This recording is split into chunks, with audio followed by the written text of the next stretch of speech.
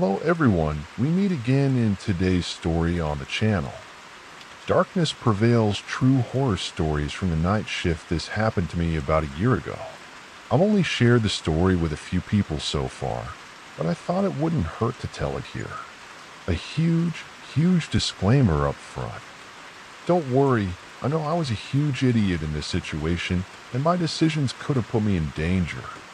Still, I made it out alive and unharmed, and that's ultimately all that matters, even if I was so panicked I couldn't think straight and acted like a complete idiot. Also, before I forget, I'm a 26-year-old woman. It was around June 2018.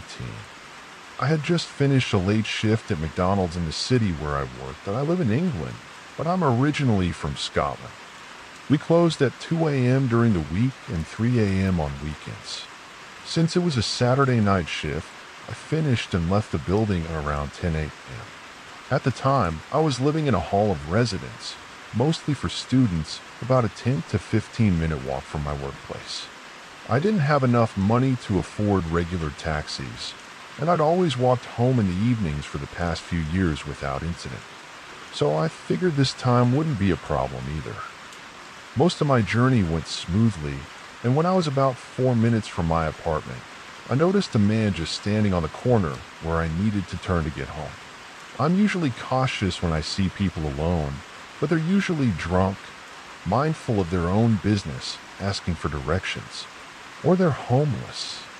There are quite a few of them in the city where I live. But at this late hour, you usually keep yourself to yourself. This man, however, was neatly but casually dressed, probably in his mid-20s, well-groomed, with tan skin and a really strong-smelling aftershave. It was obvious he went to the gym regularly, as he had a muscular build and didn't appear to be drunk. At least, that's how it looked, but who knows? I tried to keep my distance, but he approached me and casually started a conversation. He asked my name, complimented my accent, and wanted to know where I was from. I foolishly responded, but gave him a fake name and made it clear that I wasn't really interested in talking. I certainly should have been clearer, but I'm just too introverted and shy to assert myself. Even my boyfriend sometimes complains that I speak too quietly, and I generally have trouble being direct with people. Throughout the conversation, he repeatedly gave me an unashamed smile and tried to touch my arms or play with my hair, even though I made it as clear as possible that I didn't like it. As if that weren't enough, he then said something like, "But you're just so pretty," which is anything but flattering when a man doesn't take no for an answer. At one point, the man asked me for a hug. Even though I declined as politely as possible, he did it anyway. I froze for a few seconds before moving away. Luckily, he let me, because at this point his behavior became extremely creepy. He started stroking my body while giving me a hug, which set off even more alarm bells. I told him I had to go, and as I walked away, I heard him say, "I'll take you home. Where do you live?" Unfortunately, I didn't know where to go other than my home, because no one else was around, and it was still way too early in the morning. My roommate wasn't home either. He went back to his own apartment every weekend. I had my keys in my pocket and just hoped that once I reached the building, I'd find a way to get in without this man inviting himself in. I unleashed my companion home, but he still followed me about 2 to 3 meters behind as I picked up my pace. However, he caught up as I crossed the street. I don't know why I decided to take a longer route to my building. It cost me maybe an extra 2 minutes. But as I approached the apartment, a terrible sinking feeling came over me in my chest. The door to the building closed very slowly at first before slamming shut with a loud bang. I knew if I went in, he might follow me, and that put me in even greater danger. At that point, he begged me to let him in. He said he was extremely thirsty and wanted some water. I countered that my roommate was asleep, quietly hoping to signal to him that I wasn't alone. But that didn't seem to impress him. He became increasingly clingy and constantly begged me to let him in. I stood my ground and said as clearly as I could, "No." As we talked, I managed to operate the lock on the door, opening it just wide enough for me to carefully slide through. But he was standing right next to the door, and I didn't want to upset him. So I apologized and told him no again. Luckily, he had moved away from the entrance because someone else was about to come in. The man asked if I was okay when he saw me, but I foolishly said I was fine, which gave me a chance to move away from the door and let it close as soon as the other man walked in. I didn't even look back as I ran as fast as I could up the stairs to my apartment. I barely slept that night, and since that incident, I always make sure to set aside some money for a taxi. I think I walked home one last time between June and October before I moved. Truly creepy stuff. I'm glad I never saw him again after that. First of all, I work at a very well-known casino in Lincoln, California. I'm a doorman, and I work the night shift. Basically, I deliver water to the bars, take out trash, change trash bags, and help the servers, bartenders, and barbacks. I'm used to working with strange people. You always run into criminals, thugs, and just plain bizarre characters here. At this time of day, I don't mind people like that. I'm a muscular guy, about 2 meters tall, and there are cameras everywhere. There's only one area that makes all of us porters feel uneasy: the storage room on the second floor. None of us like this place, and we always go there in pairs. One has to go upstairs, while the other stays downstairs. The reason for this is that it's noisy on the casino floor and in the staff hallways, but the second floor is eerily quiet. That evening, I had to bring a portable bar to our area of responsibility in the storage room with my best work buddy, Gerald, a 69-year-old redhead with an impressive 290-pound frame and a beard. I grabbed the heavy part and Gerald took the other, and we climbed up in the huge elevator. Then the real journey began. It was a 90-foot walk, during which we made 3 big right turns into the actual storage room. This hallway was full of scaffolding due to construction work in the hotel above, so we had to find our way around somehow. It was unusually quiet at this location, as the air conditioning was on due to construction, which began again at 8 a.m. We reached the storage room. The space was enormous. It consisted of 5 sections separated by chain link fences. Each of these blocks was approximately 253 feet by 14.45 feet, with narrow aisles between them where about 6 people could stand shoulder to shoulder. Visibility varied. In some blocks, you could see between the shelves. In others, the shelves were less than 4 feet high, so you could only see things above them, and some had no visibility at all. Our section was in the 3rd block. We turned left into the last aisle.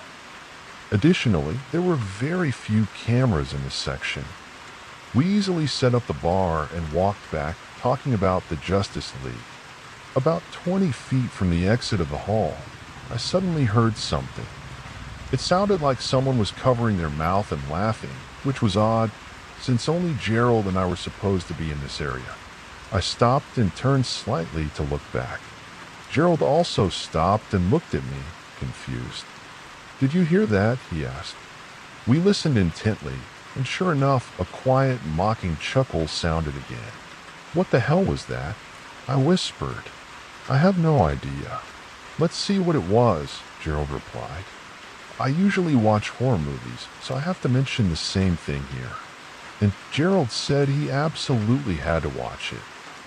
He wanted to investigate. He said it would be much more dangerous if we split up. So I reluctantly agreed and followed him. We walked to the 1st block, and this time I heard the giggling from the other side of the block. We peeked around a corner and spotted a construction helmet on the left side of the 2nd block, slightly peeking around a corner. But after about 2 seconds, it disappeared again. We hurried to the other side, but it was gone. We walked a little further and heard another giggling sound, this time coming from further back in the 4th block. Fortunately, there was only one blind spot in the 4th block, right where we had seen the helmet. Gerald went to intercept the sound. I kept my eyes on the helmet. Gerald signaled to me, and we both charged forward. As he did, he leaned back, and we almost touched. Looking down, we discovered the empty hard hat now lying on the ground. We were stunned. There were no other exits, and we would have seen the person if they had run away. Even if someone had climbed over a fence, we would have heard it. We looked around, but there were no answers. Finally, Gerald agreed that we'd better go. We hurried out of the storage room. Over my shoulder, I saw the helmet again slightly appear above the doorway. We immediately ran to the elevator. We climbed over the scaffolding, entered the elevator, and quickly closed the door. On the way, we heard a wet, banging sound from behind the scaffolding. The elevator closed and went back down. We were both so nervous, and I still don't know if someone was really watching us or if it was something else. This story happened to me about 3 years ago when I was working at a gas station very close to where I lived. The incident truly shocked me, and I can still vividly recall everything that happened at work that day. I started my shift around 6 p.m. that day. Our gas station was open 24 hours a day, so some days I worked until about 1 a.m. The first part of my shift went quite normally. I was assigned to work on the sales floor rather than in the kitchen, so I was mostly busy cleaning the store. Occasionally, a lot of customers came in, so I had to serve them at the cash register and take payments. This was a normal part of my day. After a while, I had restocked the refrigerator, done a few dishes, and completed other tasks, so the day overall went very smoothly. I remember I was cleaning the kitchen. We usually closed the kitchen around 10:30 p.m. every night when she first came in. The person who had been working the kitchen shift had done a terrible job cleaning up, so my supervisor sent me back to the kitchen to clean up and clean the machines one last time. I was just taking off my gloves when I saw an elderly lady carrying a backpack into the store. I don't usually stop to look at customers, but there was something really odd about her. She walked with a very awkward limp, and her hood was pulled up. That alone was enough to raise my concern.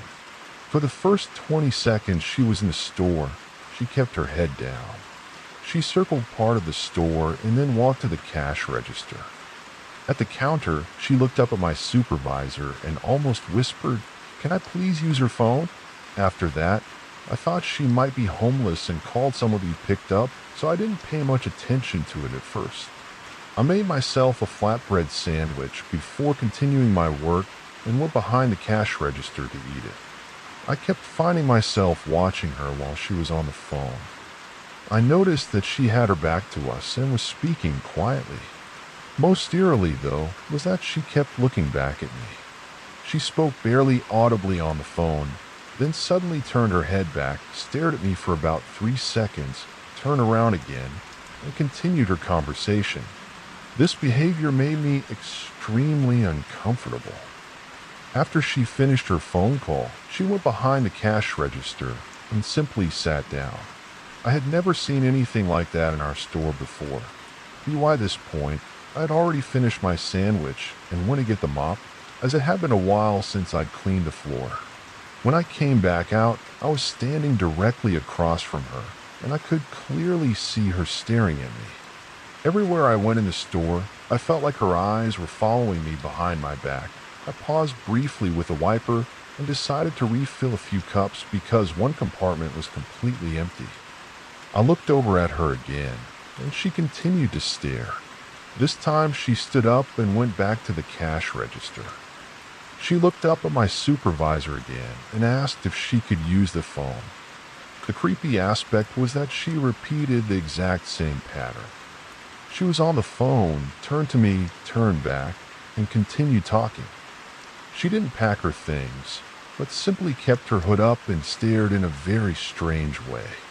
Of course, I had to get on with my job, but I was becoming increasingly concerned about who she was talking to on the phone and why she didn't stop staring at me so intensely during the conversation.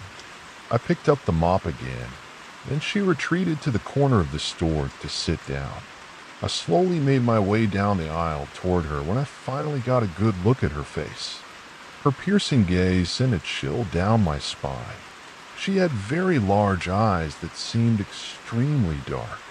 They may have been very dark brown, but to me they appeared almost black. She was still wearing her hood and just sat there staring at me.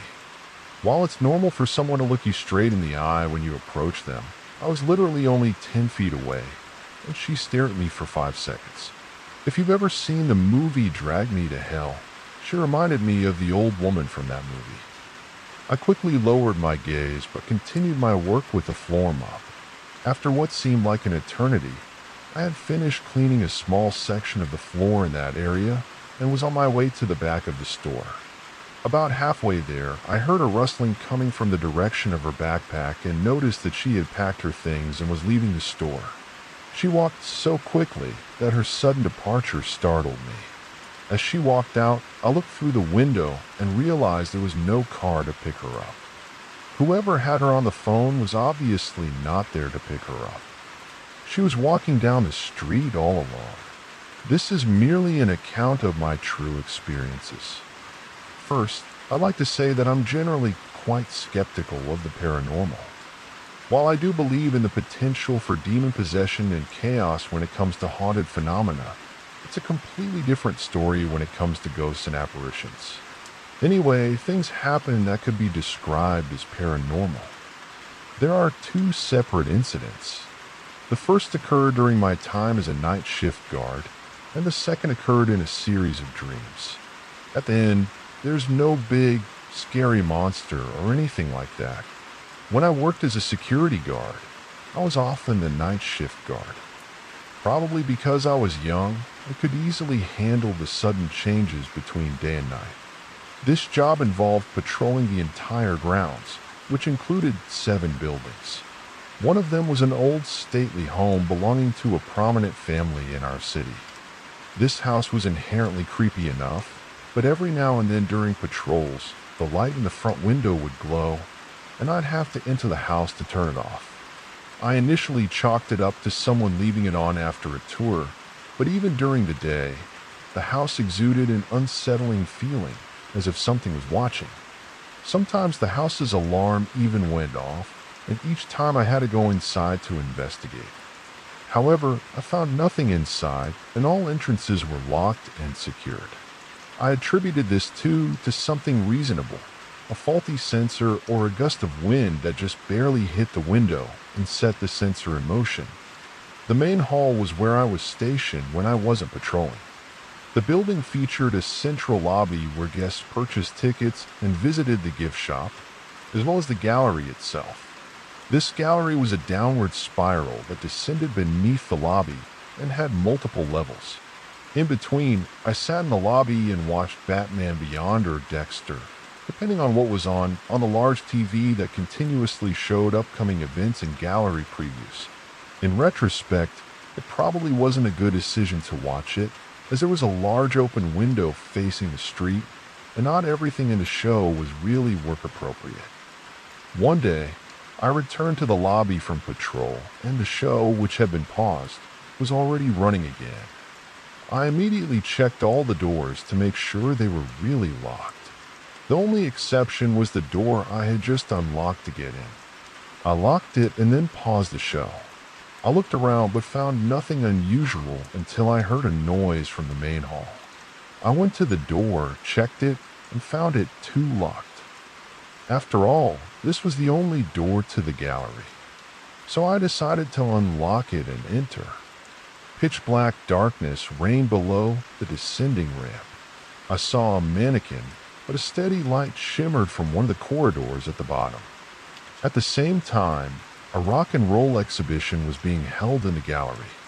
There were pictures of rock stars posing in front of huge crowds in the studio, blown-up versions of album covers, and several televisions playing music on a continuous loop to showcase the artistic form of the music videos. As I descended the ramp, I noticed the light coming from one of those televisions, and the video was playing. As soon as I reached the ground, I turned off the television and found myself in the pitch-black darkness of the gallery. The cold air and that unpleasant feeling that I also experienced in the other building overwhelmed me. I quickly climbed the ramp back up and left the gallery. As I was leaving and simultaneously locking the gallery, a loud noise sounded at the front lobby door, as if someone had slammed the door. However, this was impossible, as the doors are equipped with pressurized arms designed to prevent them from slamming or closing too quickly. When I looked over, there was no one in sight, and I could have easily spotted someone, because as mentioned, there's a large open window through which you can see everything. This inexplicable occurrence worried me. I shook off the impression and returned to my TV show. I rewound to the point where the show had paused during my patrol and continued watching. Sometime later, as I was once again making my way to patrol, a loud crash suddenly sounded from the souvenir shop. I jumped up, looked in its direction, took my flashlight, and shone it through the security gate to peer inside. At first, I couldn't see anything, but then there was another crash, as if an entire shelf of merchandise had been knocked over. There was nothing on the floor.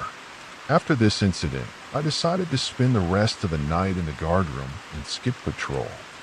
The next day, I spoke to my supervisor and apologized for the apparent mess in the souvenir shop, explaining that I would have cleaned everything up if I'd had the code for the security gate.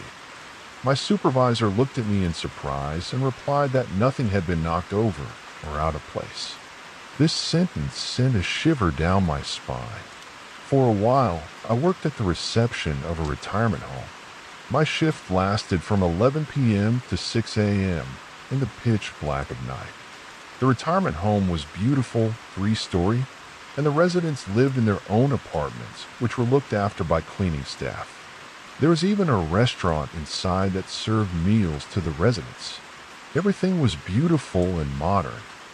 There was even an atrium in the middle of the building with plants, water features, and a large jacuzzi. My job was to be at the reception in case anyone needed help. I also had to walk the floors at night in case any of the elderly needed anything and make sure all the exterior doors were locked. It took about 20 minutes to complete each floor. I had to complete the tour at least 3 times on each floor at my own discretion. After completing a tour, I returned to the ground floor lobby where I could watch TV or read until it was time for another tour. I didn't particularly like walking around that building alone in the middle of the night. In the early hours, I also had to go to the back of the building and check some doors, which always made me a little uneasy. One night, I was sitting on the couch in the ground floor lobby when I thought I saw a resident walking through the atrium, as if he were drunk. Sometimes residents brought alcohol into the atrium, which was fine as long as it wasn't in glass bottles. Since I couldn't get a good view of the atrium due to the dense vegetation and my sitting angle, I got up and entered through the south door to see if anyone needed help. But I was alone there. So I returned to the couch in the lobby and turned on the TV, but I couldn't really concentrate on it because the atrium kept distracting me. I decided to take one last tour of the building. I took the elevator to the top floor and began my tour. Everything was silent. I then took the back stairs to the second floor. Again, it was quiet, except for a resident's loud TV broadcast, which no one complained about. Just before I was about to return to the elevator, I looked over the side of the atrium and saw someone wearing yellow swim trunks. I wasn't alarmed. I thought it was one of the residents taking a late dip in the jacuzzi. Apparently, the jacuzzi wasn't allowed to run after midnight, but hey, they were adults, so I didn't think too much of it. By 4 a.m., the tiredness and heavy eyes were almost unbearable. I turned on the TV and sat down at my desk to do some paperwork. Anything to keep from falling asleep. While I was sitting there, I saw someone crossing the atrium from the south side to the north side again. Just like before. I was starting to get annoyed. Sometimes the residents have a little fun with the staff. Some of the elderly men and women were truly peculiar for their age, and strange things happened, especially when it came into contact with alcohol. After 4 a.m., I fell asleep at my desk. I woke up abruptly a few minutes later when I heard a commotion in the atrium. I jerked to my feet, and when I looked, a resident was running across the atrium to the other side. I only saw him for a brief moment, but he was wearing those yellow swim trunks again. I couldn't see where he was going, but I did notice that the north side door was held open with one of the atrium's decorative stones, which was completely odd. Okay, all kidding, guys, I thought. Playtime's over. I went to the south door of the atrium, but it was stuck. I pulled and tugged. It didn't move, so I had to hurry to the north side to enter through the propet door. On the north side, as I entered the atrium, I heard the jacuzzi roaring at full power. About a dozen beer cans lay, scattered on the cool terraces. I marched across the artificial bridge that spanned fake rocks over the river in the middle. There was someone in the jacuzzi, but he was lying face down in the water. I jumped in, grabbed his arm, and tried to turn him over and begin CPR, but it was already too late. He wasn't responding. I screamed for help, but the residents, most of whom were already hard of hearing, didn't hear me. I tried to pull him up the jacuzzi steps, but he weighed about twice as much as I did. I ran to the lobby phone. He had once again held the outside door open with large rocks, so I had to rush there. I called 911. Emergency services arrived quickly, but my resident had planned his suicide quite well. After the autopsy, the head housekeeping told us that there was 5 times as much alcohol in his blood as in the approximately 12 beer cans that had been seen earlier. I was angry that he'd spent the whole night playing cat and mouse with me, and then left me to clean up the mess on my own. And on the other hand, I felt guilty that I couldn't intervene to find out what he was up to. I blamed myself for a long time. Also, if you've never been alone with a dead body in the wee hours of the night, I can attest to the creepiness and horrifying nature of it. As a teenager, I worked in a grocery store. The store was open 24 hours a day, so naturally, I sometimes had to work night shifts. To be honest, I preferred the night shifts because there weren't as many customers and I wasn't overworked. Plus, the pay was a bit better. I usually worked with the same colleague on the team, as our boss insisted on at least 2 people in the store at all times. The area wasn't dangerous, it was mostly single-family homes and schools, and it was located in a safe neighborhood. One evening, I arrived for the night shift and was waiting for my boyfriend to join me. The phone rang. It was Tom, my coworker. He said his car had broken down in the middle of nowhere, and he couldn't just leave it there. I didn't want to stay in the store alone, but I also understood that Tom couldn't just leave his car behind. Normally, I would call Julia another colleague, but I knew it was her birthday and she was having a party. I didn't want to ruin her night, so I called my boss and told him I would be working the shift alone, which he accepted. The night passed quietly and peacefully. The store was visited by parents who had forgotten to buy milk for their children, young men who wanted beer, and teenagers who were getting popcorn. Before a horror movie. After 11 p.m., silence fell over the store. So I swallowed a book and began to read. I was so engrossed in the crime story I was reading that I suddenly lifted my head and saw a man standing on the street in front of the store. I usually didn't pay attention to such things, but that evening there was something unusual about him. The man was wearing a white suit, a hat, and was using crutches. Since he was missing a right leg, his appearance seemed strange. He just stood there, staring at the store, and seemed to be staring at me as well. After a few minutes, I became frightened and regretted not calling Julia to come over. After a while, the man disappeared, but my unease remained. I was alone in the store and didn't want to wake anyone. To distract myself, I decided to continue reading my book. Just as I turned to the next page, the phone suddenly rang. I picked it up and said, "Hello, how can I help you?" No one answered. I heard only a faint breathing sound. When I asked again who was calling, the person simply hung up after a few seconds. At that moment, I was completely terrified. I was sure it was the man in the white suit. Many strange thoughts ran through my head, including the idea that I was the main character in a horror movie and would die in a few minutes. I knew I couldn't stay in the store alone any longer. So I immediately called my father and asked him to pick me up. At the same time, I sent a message to my boss saying I had to close the store because I was feeling sick. My father arrived after about minutes, which at that moment felt like the longest time of my life. I locked the store and fought all the irrational thoughts in my head. Once my father arrived, I felt relieved, but I couldn't imagine working alone at night again. The next day, I wanted to quit. I knew the store was open 24 hours and all the employees worked rotating shifts, so I didn't want to demand special treatment. I went into the store and started explaining everything to my boss that I was about to leave when he interrupted me. He told me that he had spoken to a man 2 hours ago, the man with one leg. My heart stopped beating for a moment. Then my boss continued. The man had come into the store to apologize for staring at it for so long and for calling me in the middle of the night. Apparently, he assumed he must have scared me. The man explained that he had been abroad for many years and had returned to the city after 50 years. As a child, he lived in the house where the shop is located. Back then, it was a normal house. His family had to leave the country due to political persecution. The man had found the phone number in the phone book and wanted to know how long the shop had been open, as he had no idea I had seen it. When I called, he didn't say anything at first because the memory was too emotional for him.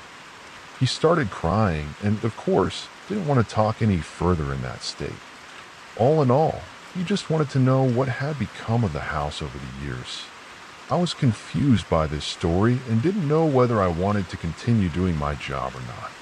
Luckily, my boss said the store could only be open at night if 2 employees were present at all times. Otherwise, it would have to remain closed. I ended up staying in the store for a while and vowed never to work alone at night again. I never saw the man in the white suit again after that. He's probably left town. I just hope he's okay. I work nights at a hotel, so some weird guys have gotten through. But this is the latest incident. It all started as usual. As soon as I started my shift at 8 a.m., I was able to sit at my desk and see very few people. I'm more of a loner. I like it that way, too. Around 2:30 a.m., a guy in his 30s comes downstairs and stands right in front of my desk. Since I've been doing this job for 5 years, I've become pretty good at immediately recognizing when someone is acting strange and something's off about them. At first, he didn't say anything, just stared at me. So I asked, "Can I help you?" He mumbled something, but all I could make out was the word coffee. I explained that fresh coffee was available in the breakfast area directly behind him. He then turned around, looked at me, and then back at me, visibly confused. "Do you have any coffee I can take back to my room?" My first thought was that this guy was completely drunk. I told him he could have a cup of the already brewed coffee, or I'd give him a few packets to take back to his room. He opted for the packets, so I got him some, hoping that was all there was to it and I could watch TV again. Unfortunately, he continued to stand where I was sitting, staring at the coffee packets, still confused. Annoyed by this drunk guy, I moved to the other side of the desk to ignore him. After a few minutes, he wandered into the breakfast area, stared at the coffee pot, and then wandered over to the fruit and cereal offerings. He kept returning to the coffee, staring at everything. Eventually, he stopped looking at the food and lowered his gaze before starting to mutter incomprehensible words while walking in circles. He's at least 6 inches taller than me and weighs about 50 pounds more. And I was the only female employee on that shift. I frantically thought of a way to escape. Maybe by locking myself in the bathroom or running to the gas station next door.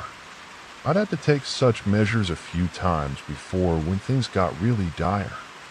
So I tried to plan ahead when something gave me a bad feeling.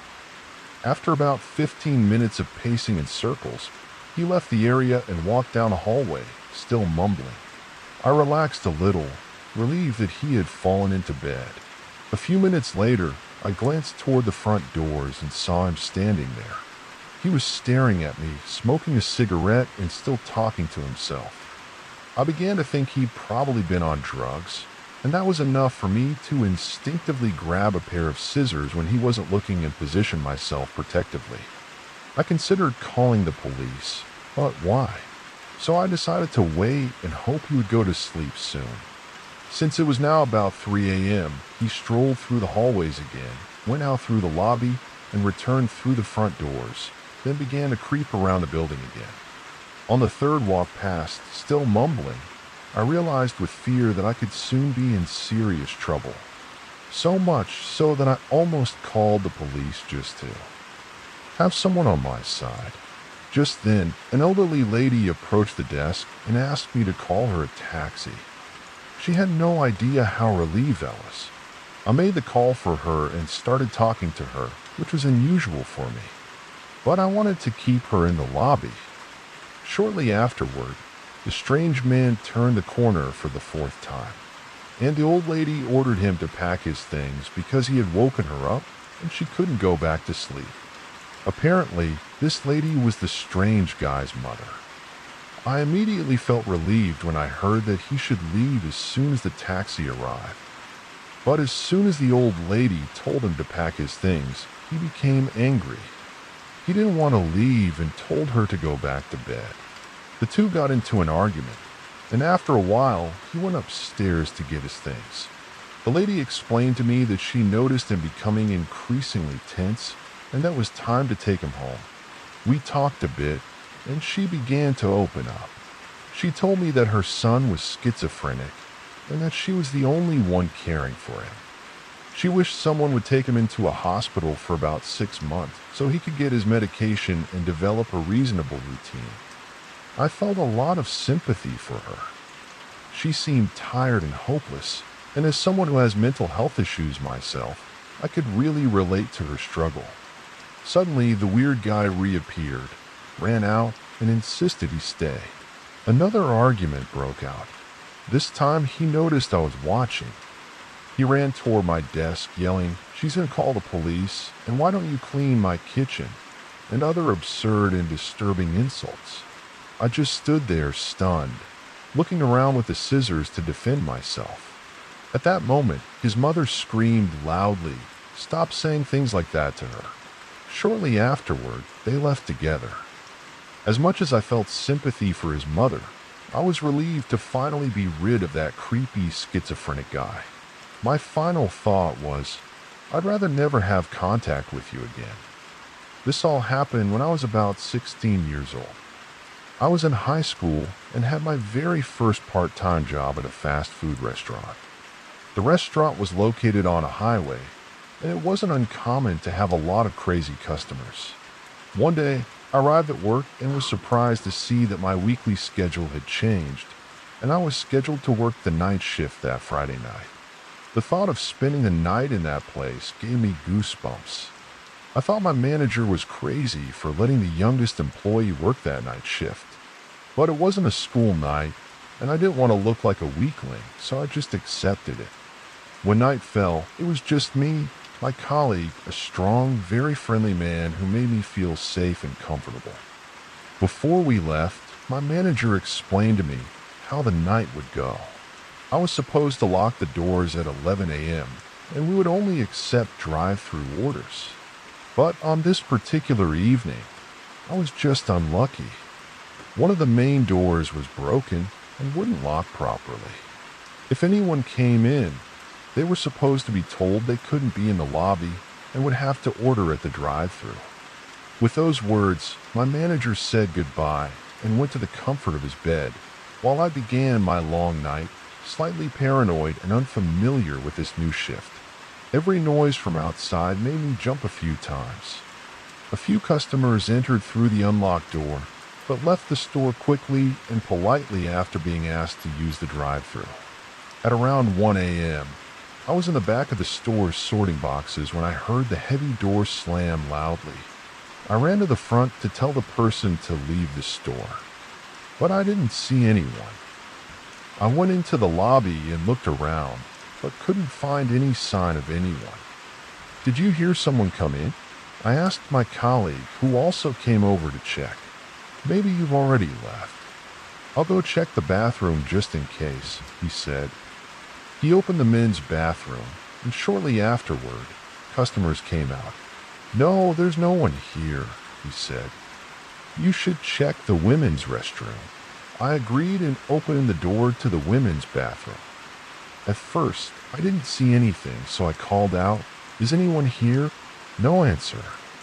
Just to be doubly sure, I took a few steps further into the bathroom, and at that moment, I glimpsed a pair of feet behind a cabinet door. The stall door was wide open, and as I approached, my stomach literally sank. I caught sight of a woman with long, messy brown hair crouched beside the toilet. A needle was stuck in her arm. She flinched when she noticed me, ripped the needle out of her arm, and blood spurted onto the floor. Then she raised the needle above her head and began moving toward me. I let out a scream and ran past my colleague as fast as I could. When I turned around, I just saw her running out the front door. My heart was racing and I was scared to death, so I went home immediately after the incident. The next day, I immediately resigned, because we better not see any ladies who inject themselves in a bathroom at 1 a.m. again. My father was always the type who didn't believe in anything unless he saw it for himself. He was a pretty powerful man and wasn't into any nonsense from fairy tales or ghost stories, but that changed for him one day. It was around 2:30 p.m. when my father came home from work. He worked the night shift at the old El Reno prison, which he considered a fairly relaxing job. Normally, he drove around in one of the guards' cars or monitored the watchtower. One night, however, he was assigned to check the chapel to make sure no one was there who didn't belong. His superior, let's call him Jack, told him to report back after the rounds. My father walked across the courtyard to the chapel. As soon as he entered, he felt a sense of nervousness. He turned on the old lights, entered the room, and began to look around. After a few minutes, he spotted a man wearing the same uniform as him coming out of one of the small offices in the back. My father asked the man if he was already checking the chapel. He replied, "Yes, I'll take care of it." My father was completely confused as to why he was even being sent to check the chapel. He mumbled a quiet, "Okay, I'll let Jack know." About 15 minutes later, my father reported back to his superior. Jack asked him, "How did you do that so quickly? You couldn't have thoroughly checked the entire room in such a short time." Another guard was present, and he explained that he had checked the chapel.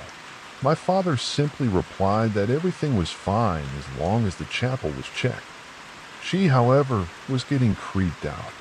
About 3 days later, my father recounted that he was walking through the prison corridors and stopped in front of the glass case filled with old photos of the former guards.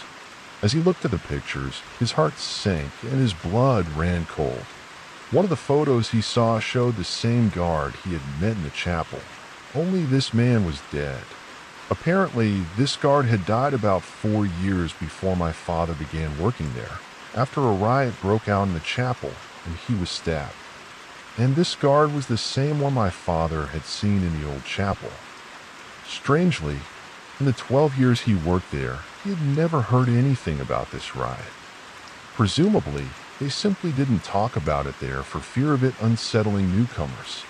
All in all, I can only say that my father is now a convinced believer in the paranormal and has never set foot in that eerie chapel area since that incident. A little over a year ago, I had a job working nights at a gas station near my house. I'm a woman and was 31 at the time. It occurred to me that it seemed unsafe for a woman to work the night shift alone. However, the gas station was relatively quiet, and the sheriff's office was only about 20 feet away. I really didn't think I'd have any problems there. There were only about 30 customers at most in an 8-hour shift, and that already counted as one of the busiest nights. Around 3:30 a.m., I went outside to sweep the parking lot and do a final trash check. It was time for a cigarette, and I had headphones on, music blasting. Across the street, in the sheriff's office parking lot, I saw a figure with its back to me. He swayed back and forth as he looked down. It almost looked like he was engaged in a much-needed boxing match with the sheriff's office, even though the building closed at 4 p.m. and didn't reopen until 6 a.m. From the back of his torn white t-shirt, I remembered he'd come into the store about 4 hours earlier. He was an absolute villain, and I could tell immediately that he was seriously drunk. I said nothing, looked away from him, and tried not to draw attention to myself. I was still outside when a car pulled up. As the car parked, I saw him first look at the vehicle, then at me, then back and forth again. After I finished serving a customer, I let her outside. I was still smoking a half-finished cigarette and had left my hand catcher and window wiper behind.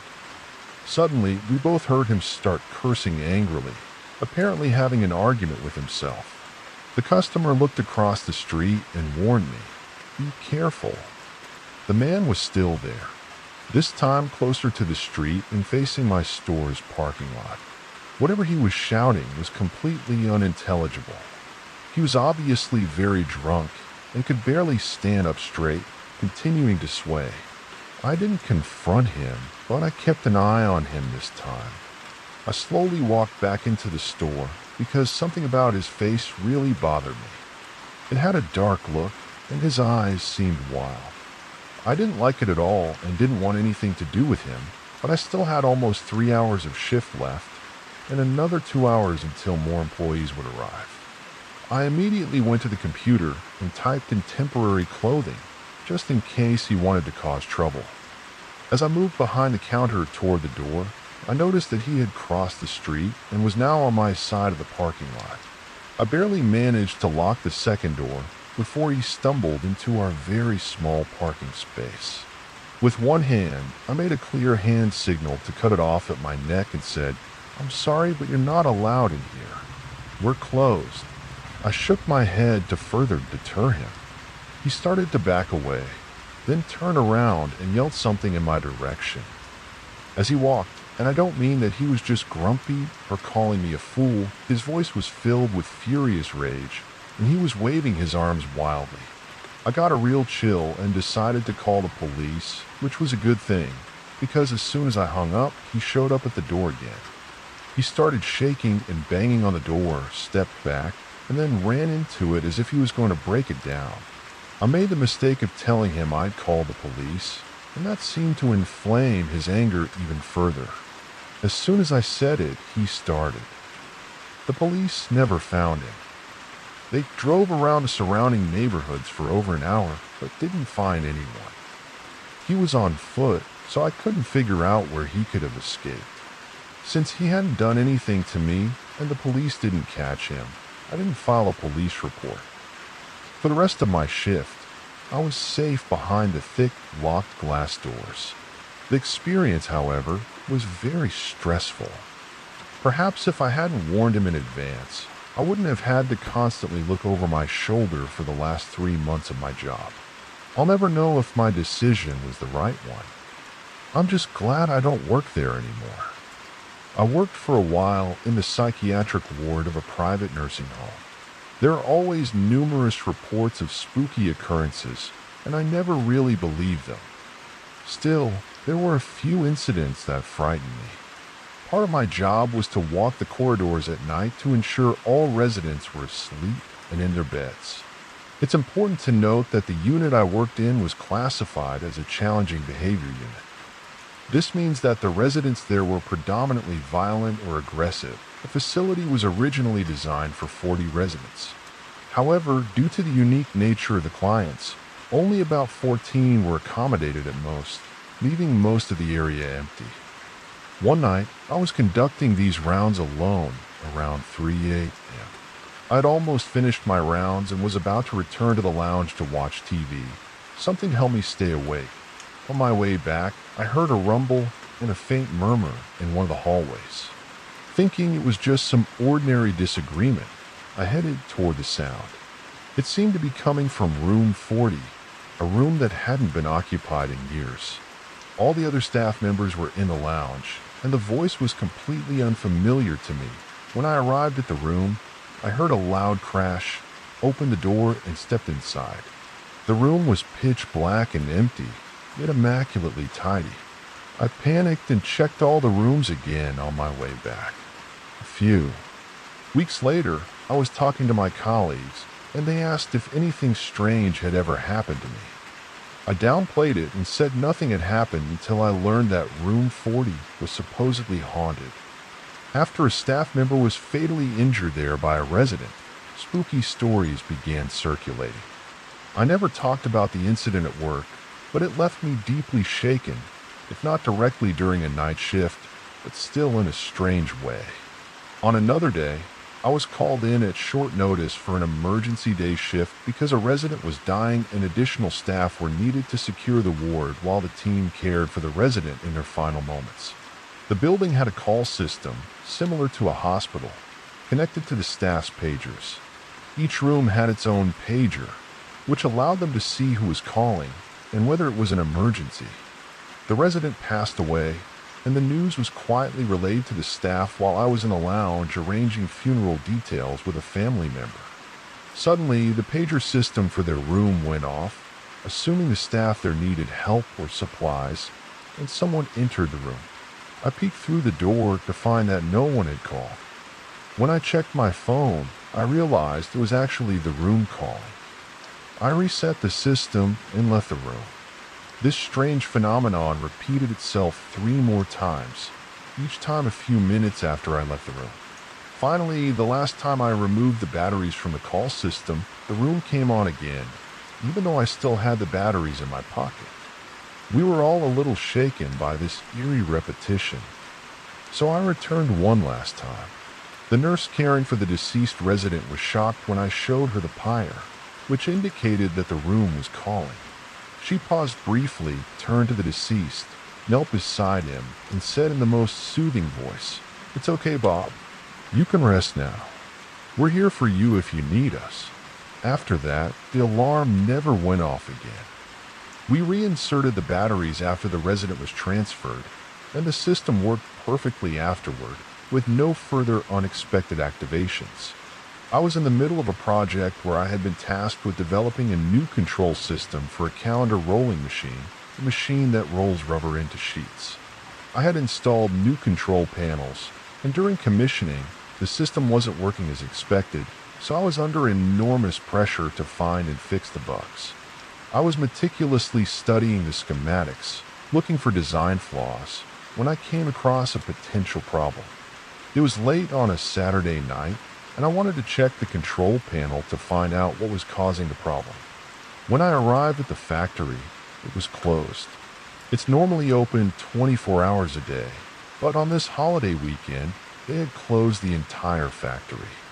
I had a security card that would allow me to open the doors at any time, so I simply walked in through the back door and used my headlight to feel my way through the installed control panel.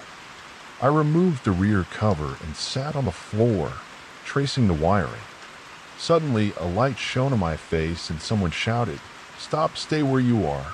I looked up and saw 2 police officers pointing their guns at me, shaking with fear. It wasn't the police officers with their guns that frightened me, but the raw terror on their faces that unsettled me deeply. They had responded to a silent alarm I was unaware of and entered the dark, eerie factory grounds through the same door I had left open. They had seen my spotlight wobbling behind the strange control panel and mistook me for a thief or industrial spy. After I stood up, we laughed together about the situation. I actually knew one of the police officers. Both reported feeling terrified, having to sneak up on me in the dark while my light flashed wildly. I often work at night to avoid interfering with regular production. In another incident, I was in an industrial park at night in a large city I didn't know. It was cold, and there was about 15 centimeters, 6 inches of snow on the ground. All equipment in the building was shut down, except for the industrial furnace, whose loud blower fan was running on a timer. The timer went off and the furnace turned off, leaving it completely silent except for the footsteps I could hear. I heard someone walking across the roof. At first, I thought I was imagining things, but the footsteps started again, and I followed them from below. I went to the back door, made sure it was locked, and peered through the door toward my car, which was parked 50 meters away in the parking lot. That's when I noticed footsteps in the snow, leading around my car and directly to the door where I was. Just then, I heard a rattle and saw the shadow of a person coming down from the fire escape. I hid behind a metal grinder by the window and saw 3 hooded men descend from the fire escape and head toward my car. They entered through the door, and I found myself in a strange city where 3 men were attempting to break into my car and the building I was staying in. Finally, I found a phone in the office and called 911. It took forever for the police to arrive, over 30 minutes.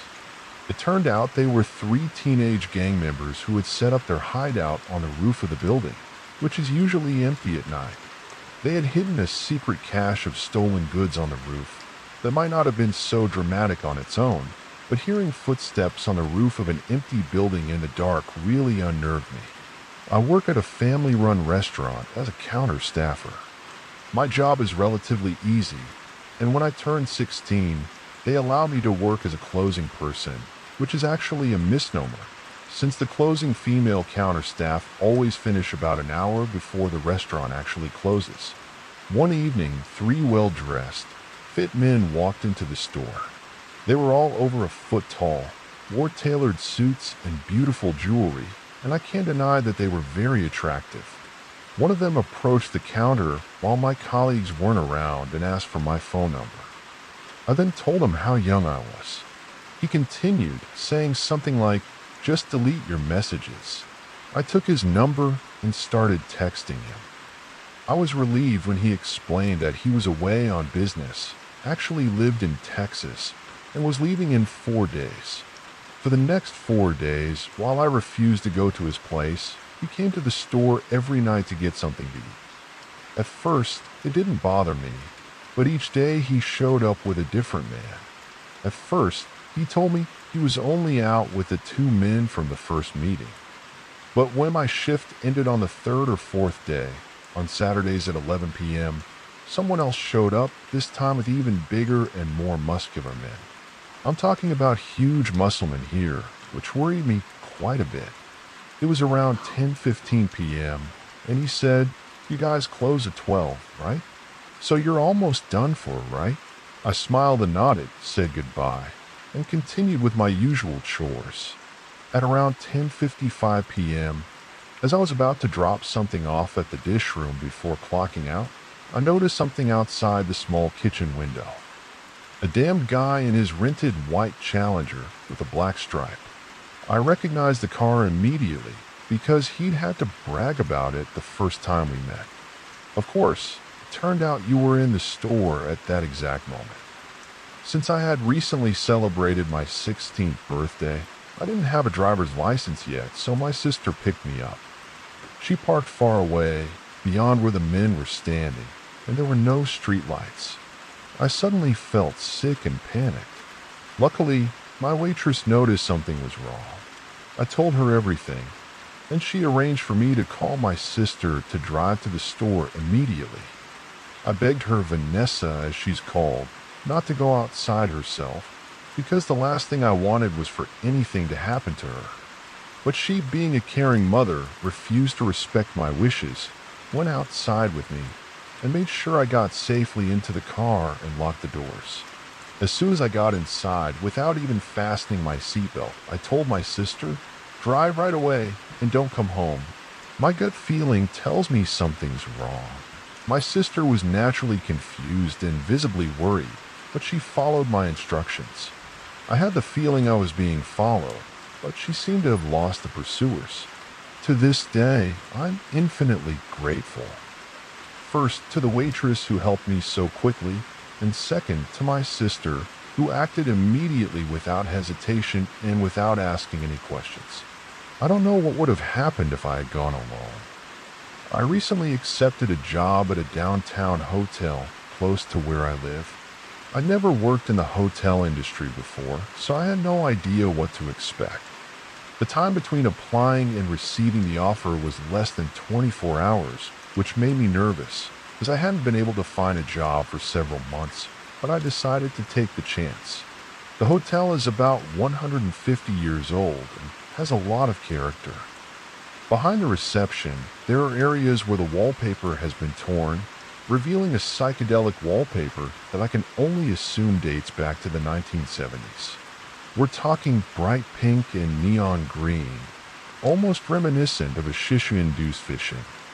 The walls on the upper floors are painted bright yellow and orange, and the hallways are narrow, creating an almost radiant impression. I'll discuss these features in more detail later. My supervisor is a young Chinese man in his mid-20s, only 5 years older than me. The owner of the building is also Chinese and is almost a living cliché. He is friendly and courteous to his employees, but shows little concern about whether the hotel lives up to expectations. I recently learned that he also owns one of the rundown shopping centers downtown. This could explain the hotel's less than 5-star rating. In my opinion, it probably falls somewhere around 3.5 stars. Some people describe it as charming, unique, and full of character, while others find it dated or disappointing.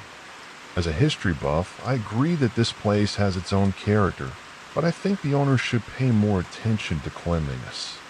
The hotel has numerous problems. There are mice, broken toilets, falling ceiling tiles, and ladder maintenance nightmares. The more upscale rooms on the upper floors even have real fireplaces, which poses the risk of fires from careless guests. Mice are a common problem. Fortunately, guests don't have to face dusty traps full of dead rodents in the basement. Far more interesting, however, is that the hotel is allegedly haunted. There are reports of 2 ghosts in the building, as well as in the adjacent PAP. The hotel once had a reputation as a veritable ruinous establishment. A woman, now known as Lady Churchill, died in the hotel, and her spirit lingers in the fabled room 49. Guests occasionally report catching a whiff of perfume or seeing their face in a mirror. One of the scariest stories claims that someone opened the door and hurled Lady Churchill at the person in furious indignation. On my first day, when my boss showed me around the hotel, he explicitly pointed out the supposedly cursed room. Lady Churchill was also seen by the fireplace in the PU, arguing with her boyfriend, the other ghost. Brady, as he is known, was stabbed in the basement, more specifically in the stairwell. This stairwell is no longer in use and leads directly from the street to the basement. Instead, it is used to store extra chairs and other items. The lights are never turned on there, which naturally contributes to the spooky atmosphere. My shift starts during the day from 7 a.m. to 3 p.m.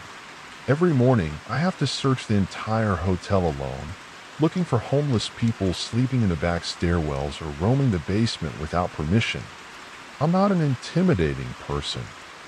I'm a small woman, not particularly strong, and too friendly for my own good. If I find someone hiding there, what would I do? I don't know. I'm a little worried myself by the fact that I'm looking for people who shouldn't be there, especially in the dark, quiet areas that are said to be haunted. My inspection of the hotel includes all 4 floors and all guest rooms, the kitchen, the rear stairwell, the basement stairwell, and the basement. To explain, the rear stairwell serves as a fire escape, connecting all floors and leading directly to street level. It's always cold and echoey there, as already mentioned, full of dead mice. When I was first told about the supposedly haunted stairwell, I mistakenly assumed it was the fire escape stairs leading down to the basement. The 4 floors of guest rooms, in all their conscientious hotel splendor, are arranged in a square around a horseshoe-shaped courtyard, which means there are several blind spots. Lady Churchill is said to be lurking in one of the dead corners at the end of the corridor. And yes, every time I scan the hotel, I think about that. There's also an elevator and an internal staircase. The latter, which was supposed to be used by guests behind the elevator, is an old connecting corridor that hardly serves any purpose anymore.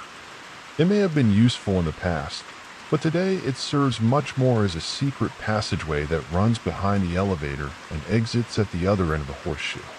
This hallway must be particularly carefully checked for homeless people, drunks, or people getting intimate. The basement is by far the spookiest part of the hotel. To get there, you either take the elevator or go through the path and then down the stairs.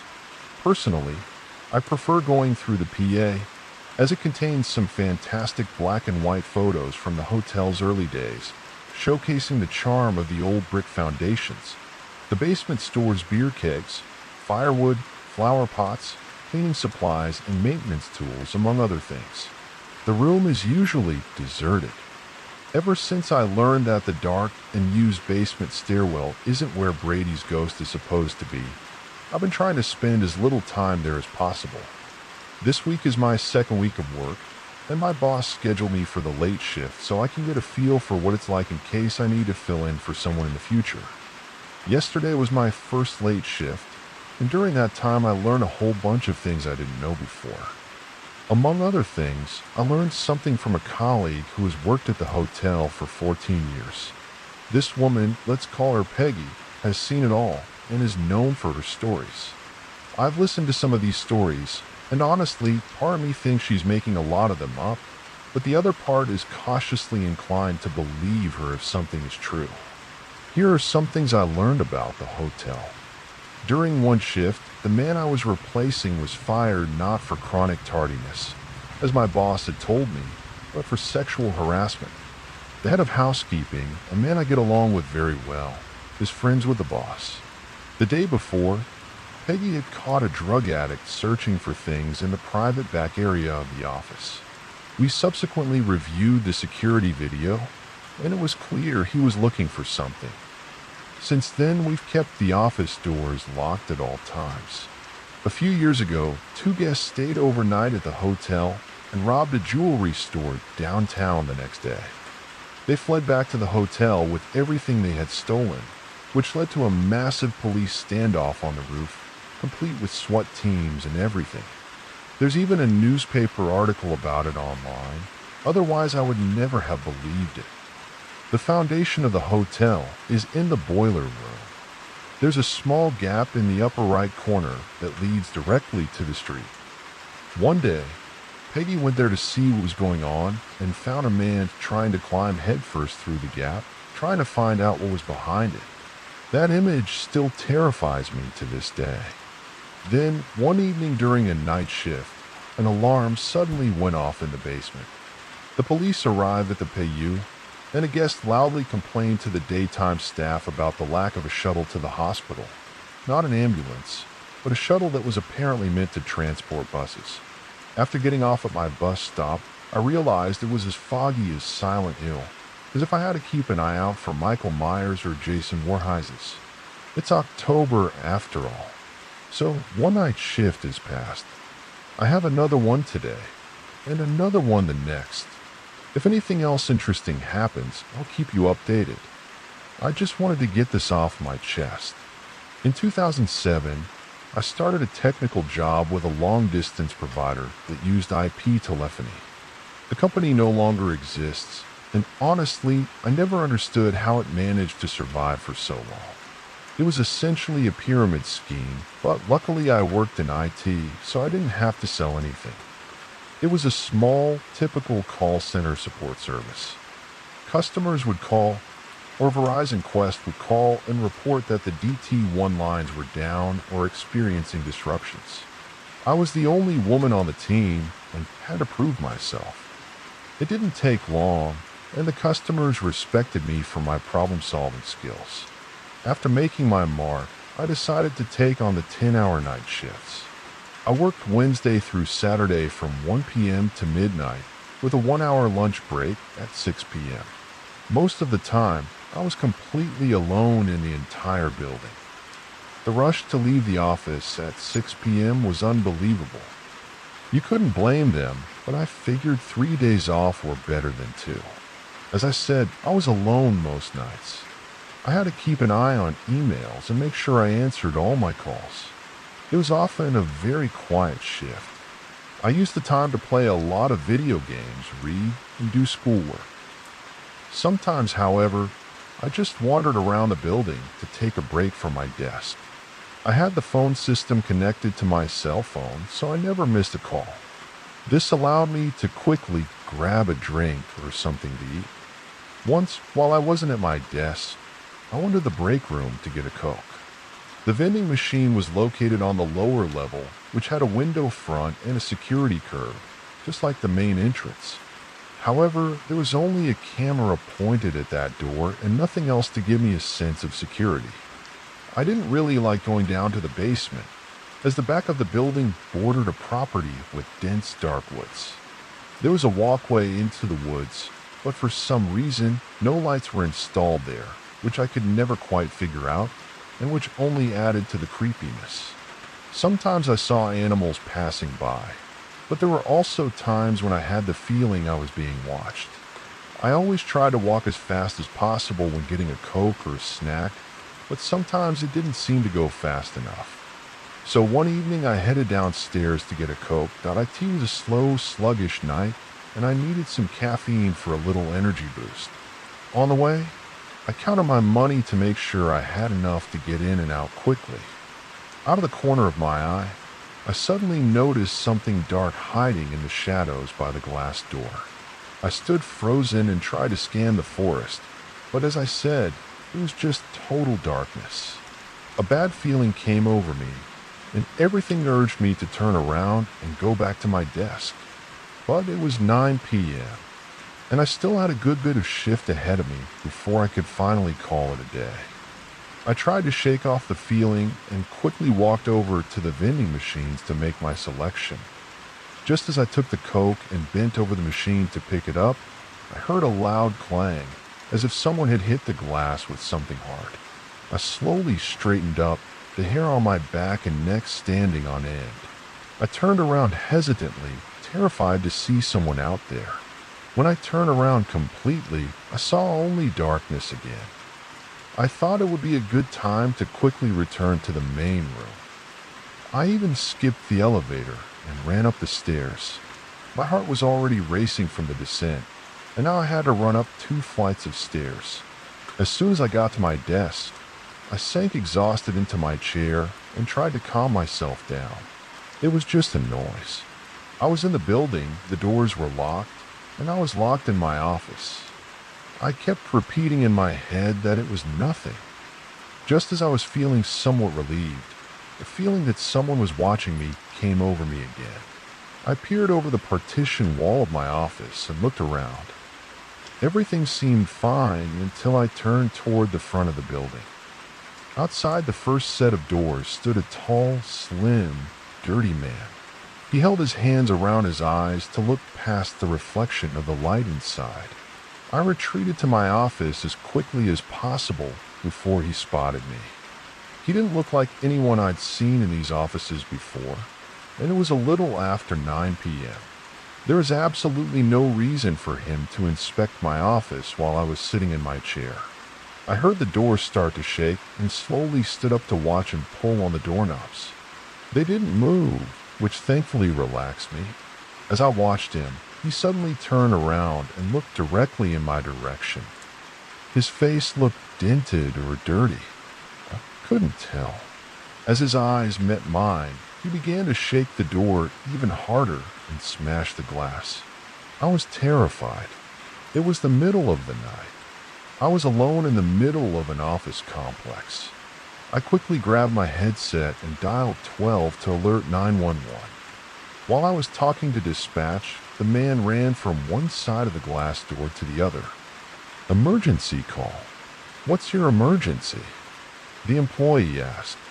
I urgently need help. Someone out there is trying to break into my office building, I explained. As I spoke, the man suddenly disappeared from my sight. I looked in all directions, but he was nowhere to be seen. I was sure he couldn't just leave the spot, not with the force he was smashing the door with.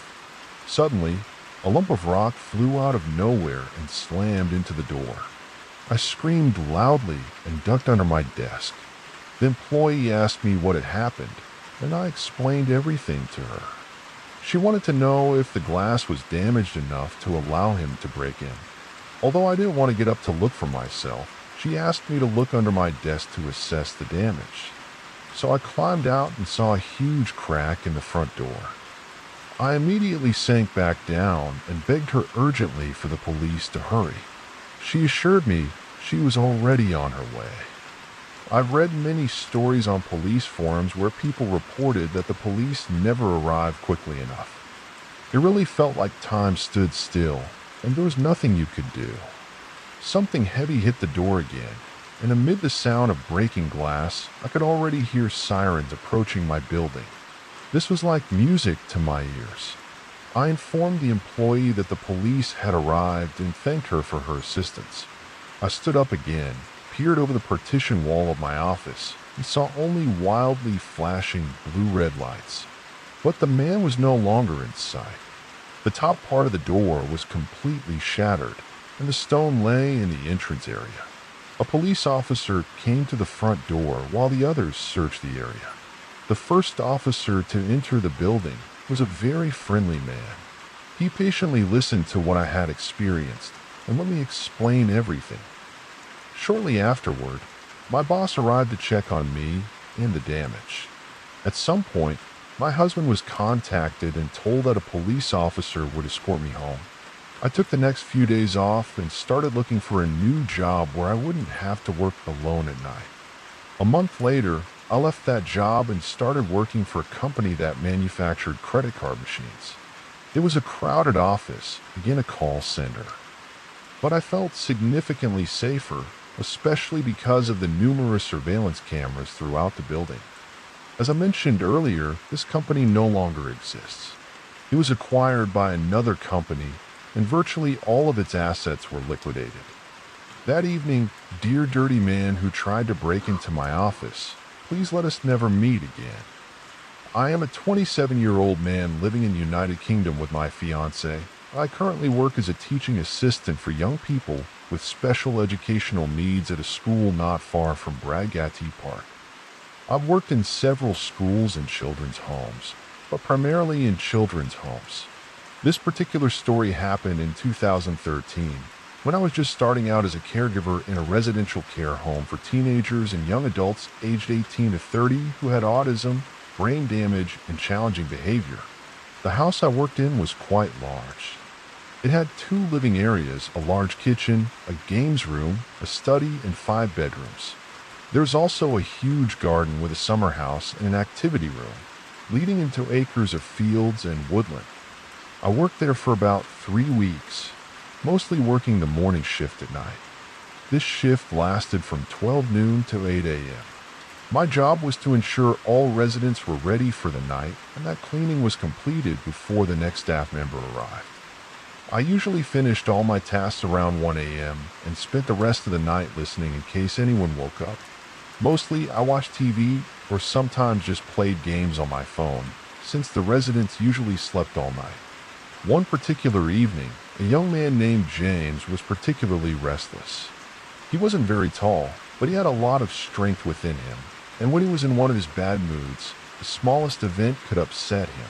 He once even threw a staff member through the patio door because she forgot to add cold water to his tea before drinking it. He couldn't form complete sentences and communicated using relatively simple words, which he put together as he understood them. For example, he would say something like, "James, make breakfast," if he was ready for breakfast, or "James, go outside," if he wanted to play outside. Generally, he was well-behaved and could be quite witty when he wanted to be, but was known for his temper exploding around 11 p.m. James got up and went downstairs to make himself a drink. I stood in the doorway and watched him to make sure he didn't break anything or hurt himself, and he eventually went back upstairs without any major problems. I sat on the top step and kept an eye on his bedroom door for about 15 minutes to make sure he didn't wake up any other residents. After he calmed down, I continued my cleaning.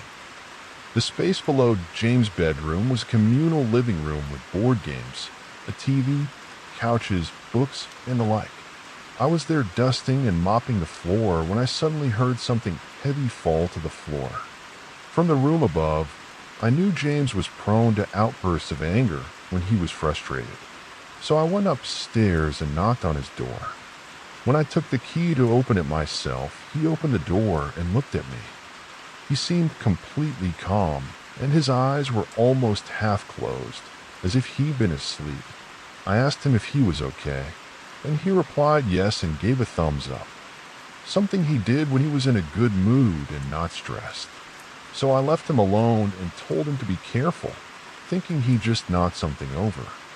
About an hour later, I was in the kitchen cleaning the sink when I heard another loud noise above me, as if something had fallen to the floor, as I was aware that the room above the kitchen was currently empty.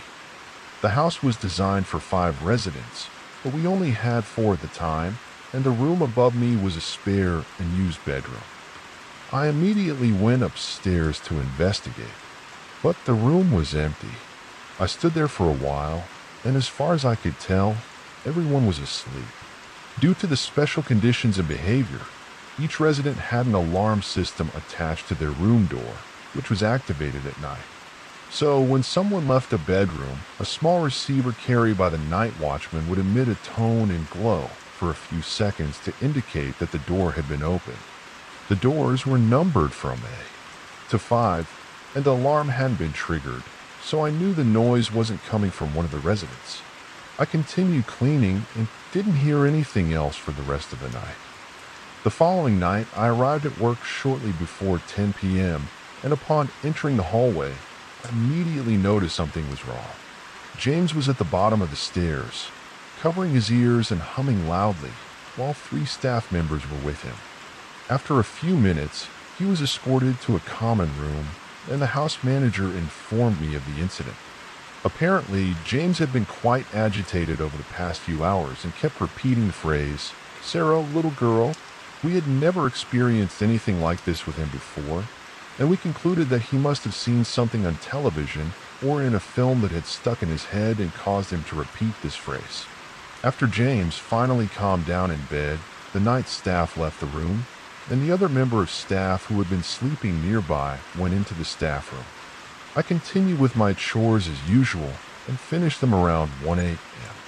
I then went upstairs to do a quick check on all the residents. However, when I reached the first floor landing, I noticed that the lights were off.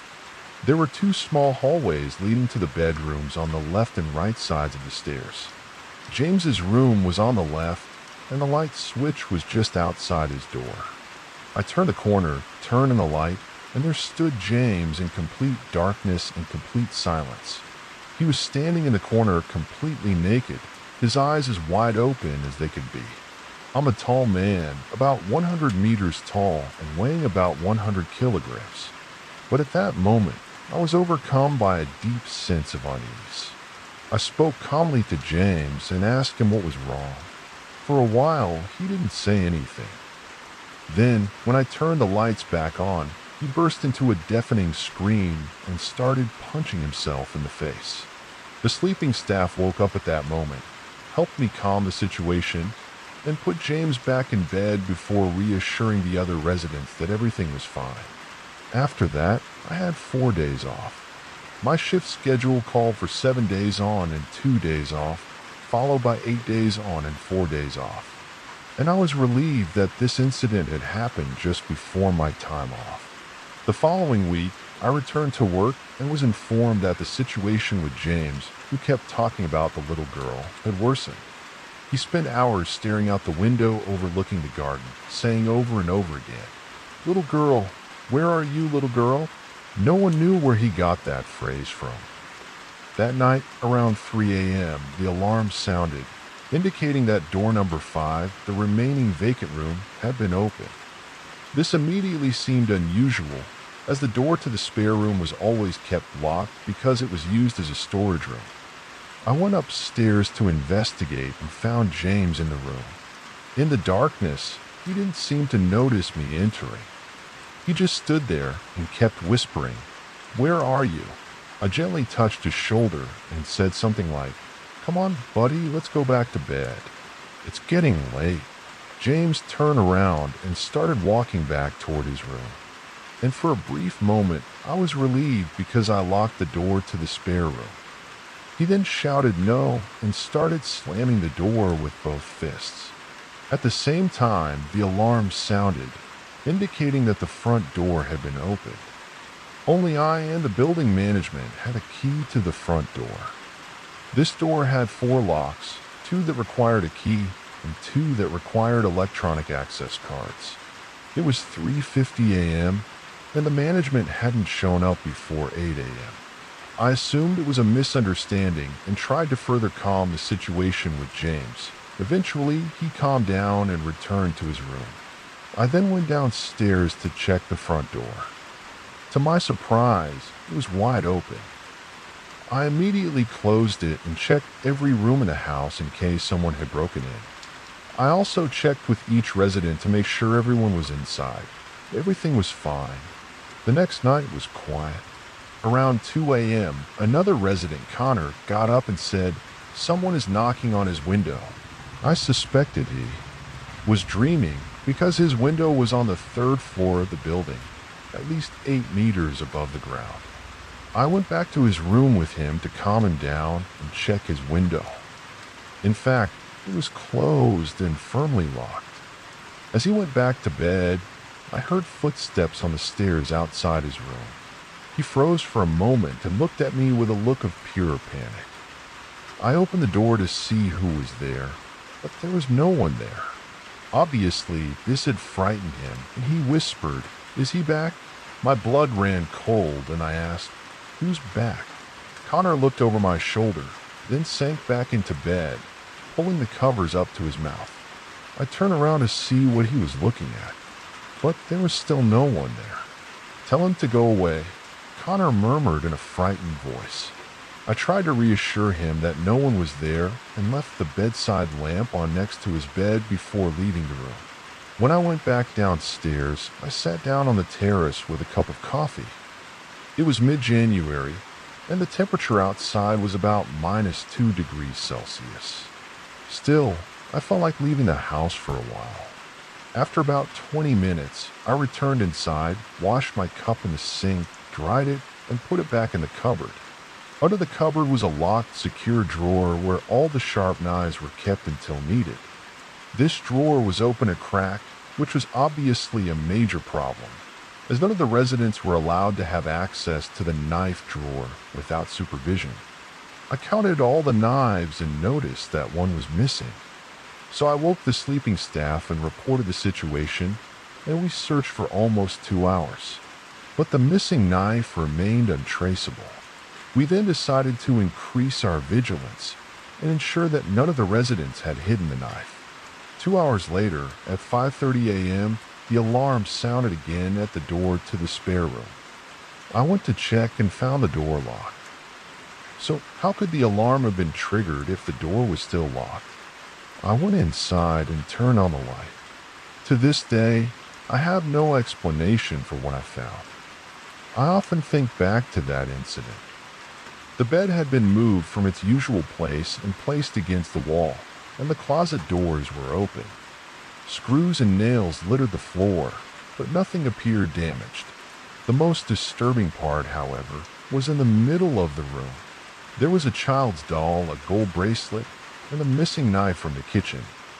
The doll was an old-fashioned baby doll. Based on her clothing, I suspect she was from the 1950s. The bracelet was simple, but looked old. I left everything as it was and immediately reported it to the manager when she arrived. No one claimed the bracelet, and it was taken to a charity shop along with the doll soon after. After the doll and bracelet were removed from the house, James seemed to calm down and never mentioned the little girl again or appeared in the dark. To this day, I have no explanation for all these incidents, and sometimes I think that the combination of the strange behavior of a young autistic man and the fact that the house was old might have led to them. On the other hand, many other things also happened that I can't really explain. My only regret now is that the doll and the bracelet are missing. They can never be investigated or identified. Perhaps it was something paranormal. Who knows? Now I work day shifts and don't plan on going back to night shifts anytime soon. This is the most horrible thing that ever happened to me when I was working night shift security at a data center. I was just a 1-year-old kid, and my job involved sitting alone in an office all night.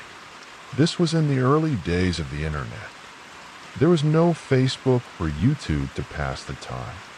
I usually used the time to study or practice guitar, but sometimes I just needed a break from it. One evening, I decided to make a copy of my face, which ended up including my buttocks and other body parts, since I was alone in the building. Copying was easy at first, but then the paper jammed. I had less than an hour before the first employees arrived at the office. I had absolutely no idea how to operate this very expensive copier, and there was no manual whatsoever. I peeled off countless components, trying to remember where they belonged so I could put them back in correctly. Smartphones that instantly take a photo and explain how to reassemble everything didn't exist yet. I'd already removed and reattached many parts without being able to reach the paper jam. I only had 30 minutes left before people started arriving. And what if someone came into the office early that evening?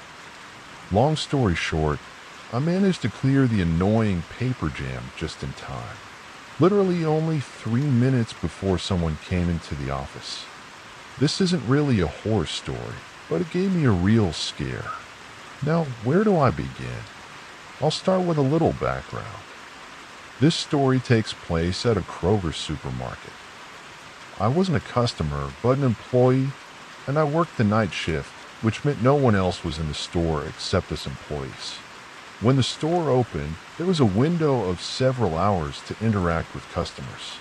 So I met this man who was probably in his 60s, maybe about 80 centimeters tall. I'm 5 feet 3 inches. He walked with a slow gait and a limp. At first, he didn't seem threatening. I had seen him many times, sometimes even with his wife. At first, he didn't say anything negative to me. He just said, "You work too hard." And that was it. Most of the time, I just responded with something along the lines of, "I'm not lazy," completely harmless and casual. For a while, my workday continued in this pattern, with the same friendly greeting and occasional small talk. He never really had anything special to say until the day he suddenly started revealing more about himself. He would say things like, "I used to teach karate, and I'm a 3rd-degree black belt," until they kicked me out. And not just casually, he actually repeated that he'd been kicked out, curious and a little stupid. I asked him why that was. Reasons that, to be honest, I can barely remember now. I think in that moment of curiosity, he saw an opportunity to really vent his frustration to me, and that's where his harmlessness began its rapid decline. He shared too much, far too much with me.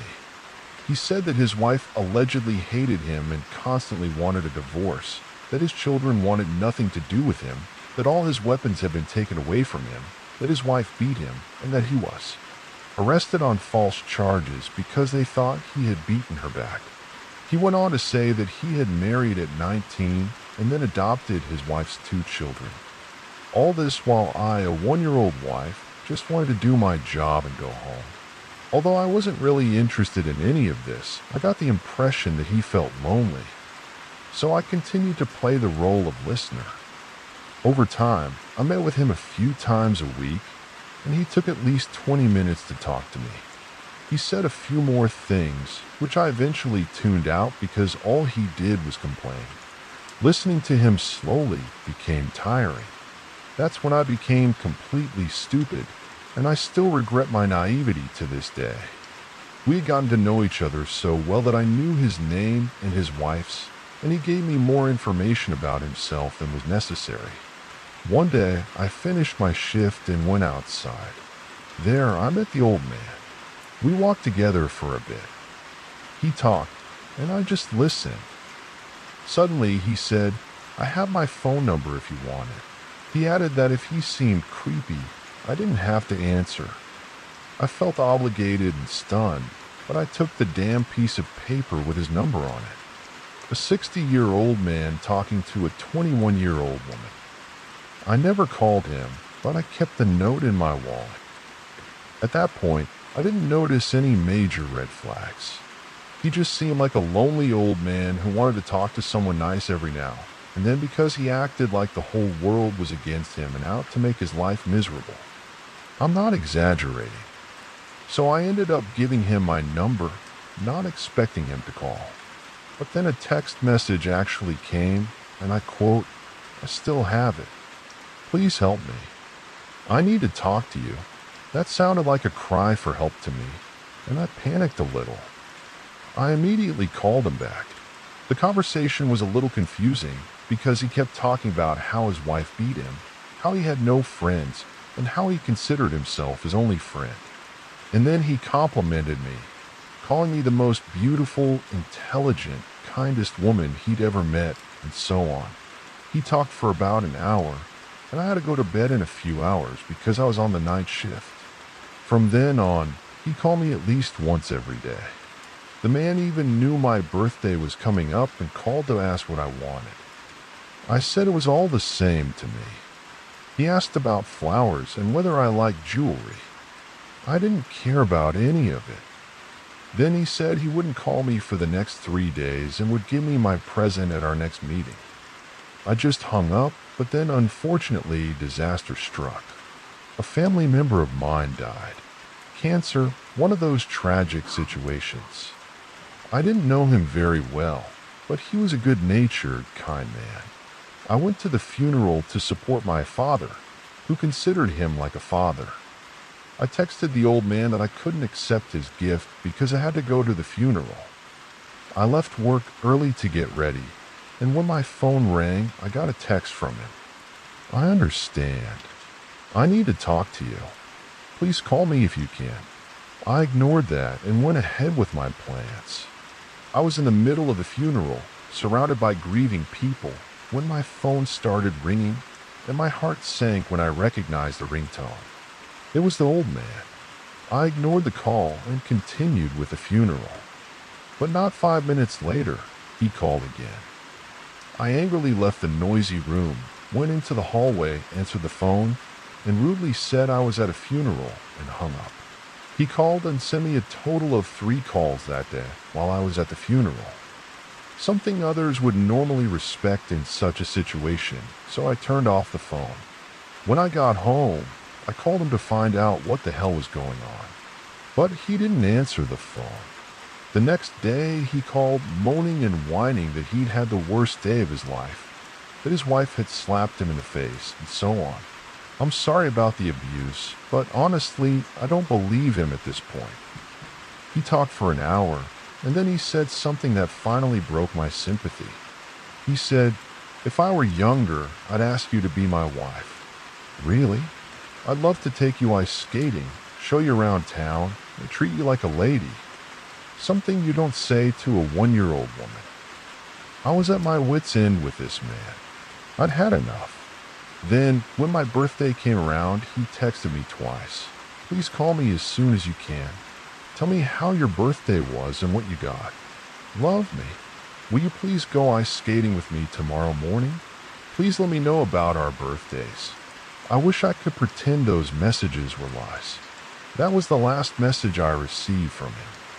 I told him in person to keep my number, and he said he understood. Still, he called me at least 2 more times, and we spoke on the phone for about an hour in total, talking about how much he loved teaching me karate, how to defend myself, and how I should prepare for it. If necessary, he would even take a life, and went into gruesome detail about what he would do to those people. I immediately blocked his number as soon as he hung up. That was the last straw today, and I want to tell you about it. I saw him out of the corner of my eye, slowly walking toward me. I greeted him, but continued with my work. He talked to me for at least 20 minutes. During that time, he bought a vase of roses and gave it to me.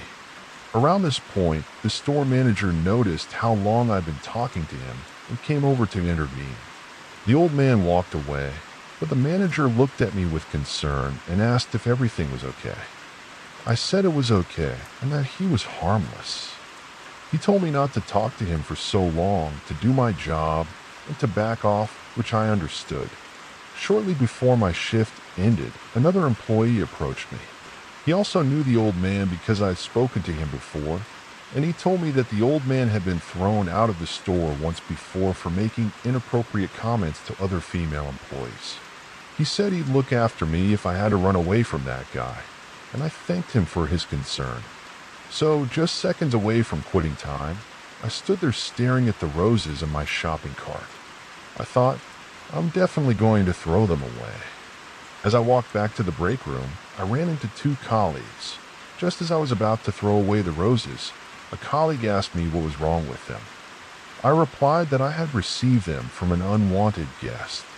At that moment, she immediately knew who I was talking about. That sleazy old man Minnie in the store knew about. I gave the roses to another colleague so she could take care of them if he bothered me again. I blocked the roses and his number. I drove home and realized I had to tell my father about this incident. So I told him the truth, not calling all of them because I was too cowardly, but enough that he became concerned. I gave him the slip of paper with his number.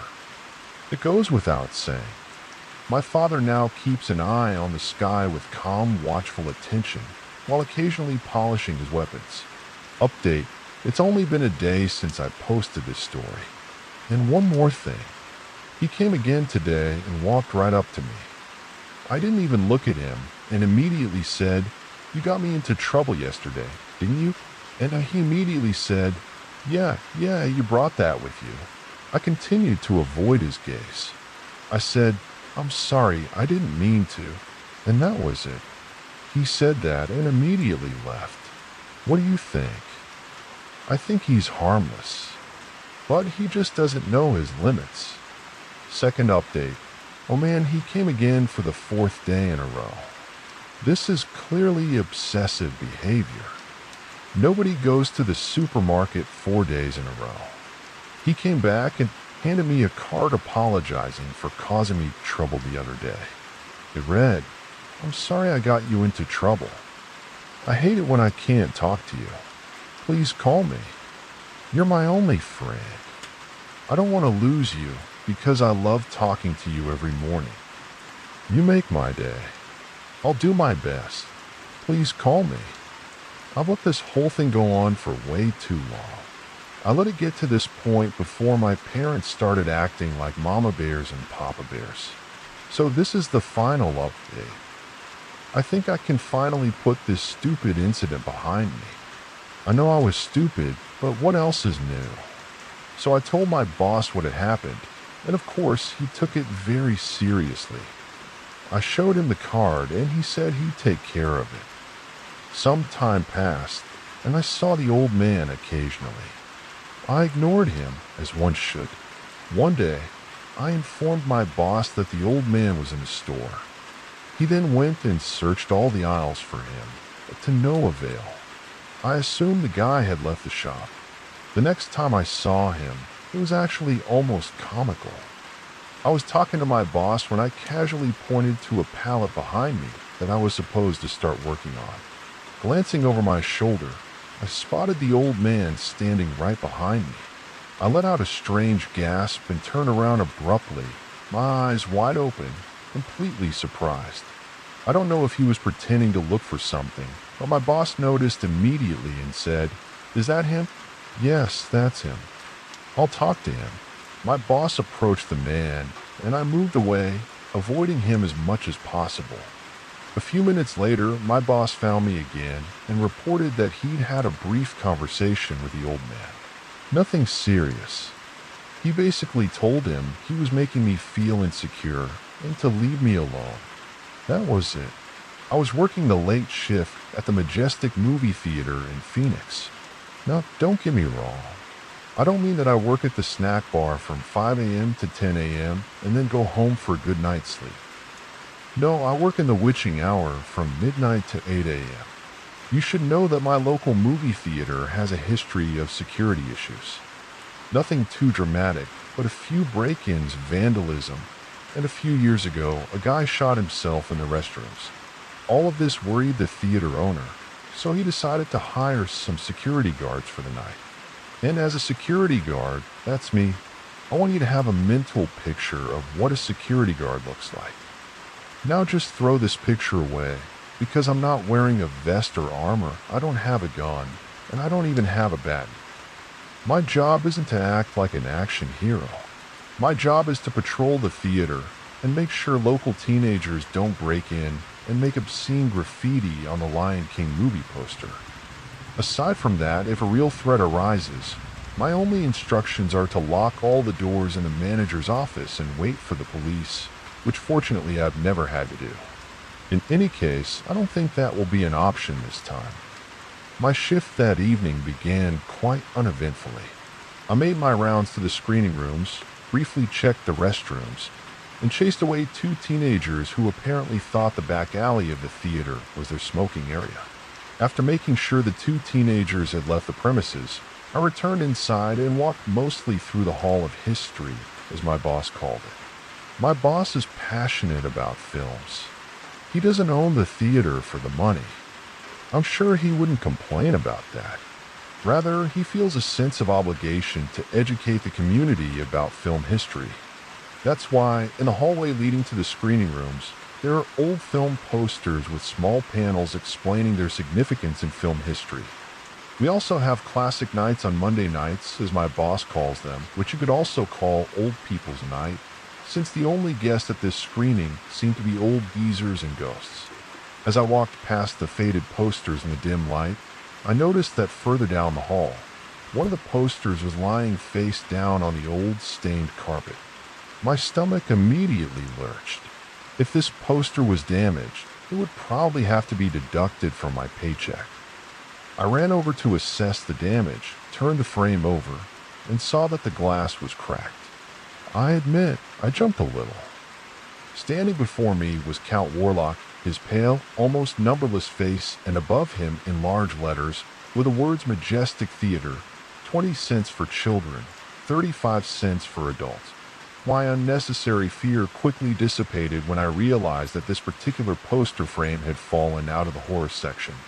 I laughed at my self-inflicted shock and hung the poster back up next to its discarded companions.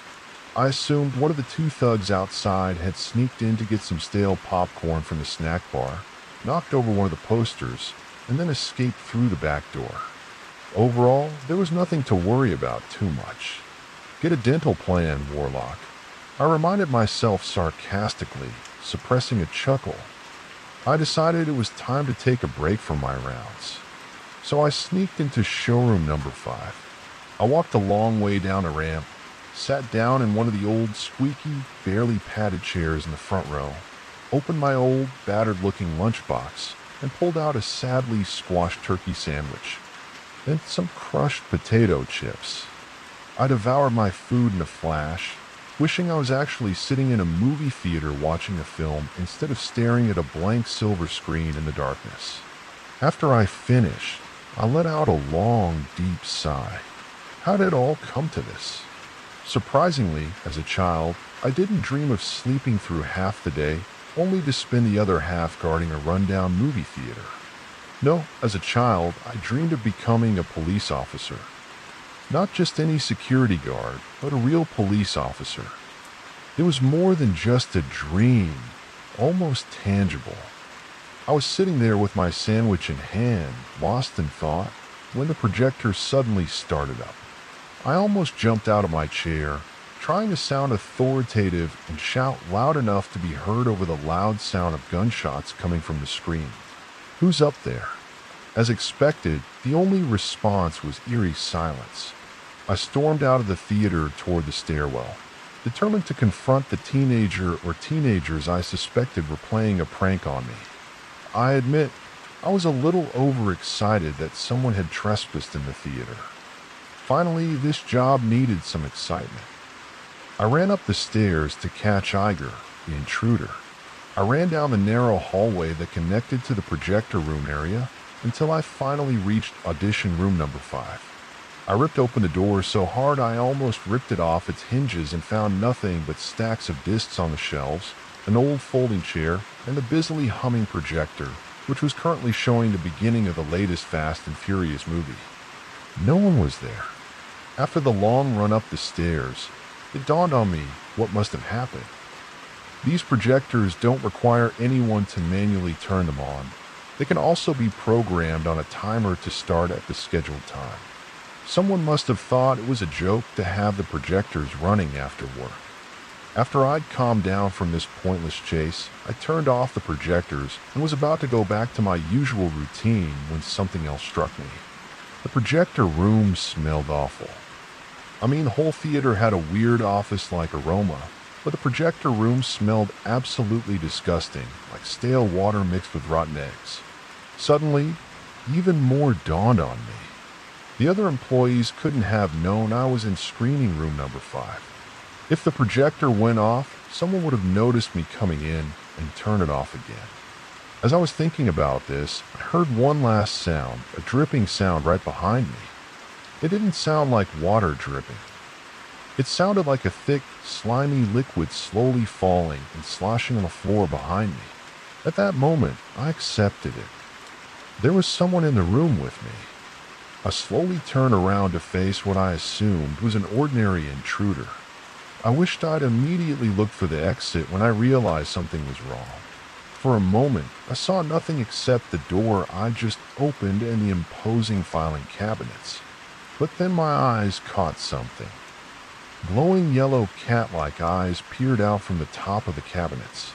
Shrouded in shadow, thick, gel-like drops ran down the cabinet's casing and collected on the floor before I could even process what I was seeing. The monster leaped from its intended position on the cabinet and landed with a dull thud directly in front of me. Slowly, the beast stood up. Her spine cracked eerily, as if she hadn't been straight for centuries. The creature was about 2 meters tall, and its head almost hit the ceiling of the small projector room. It extended its hand toward me, if you can even call it that.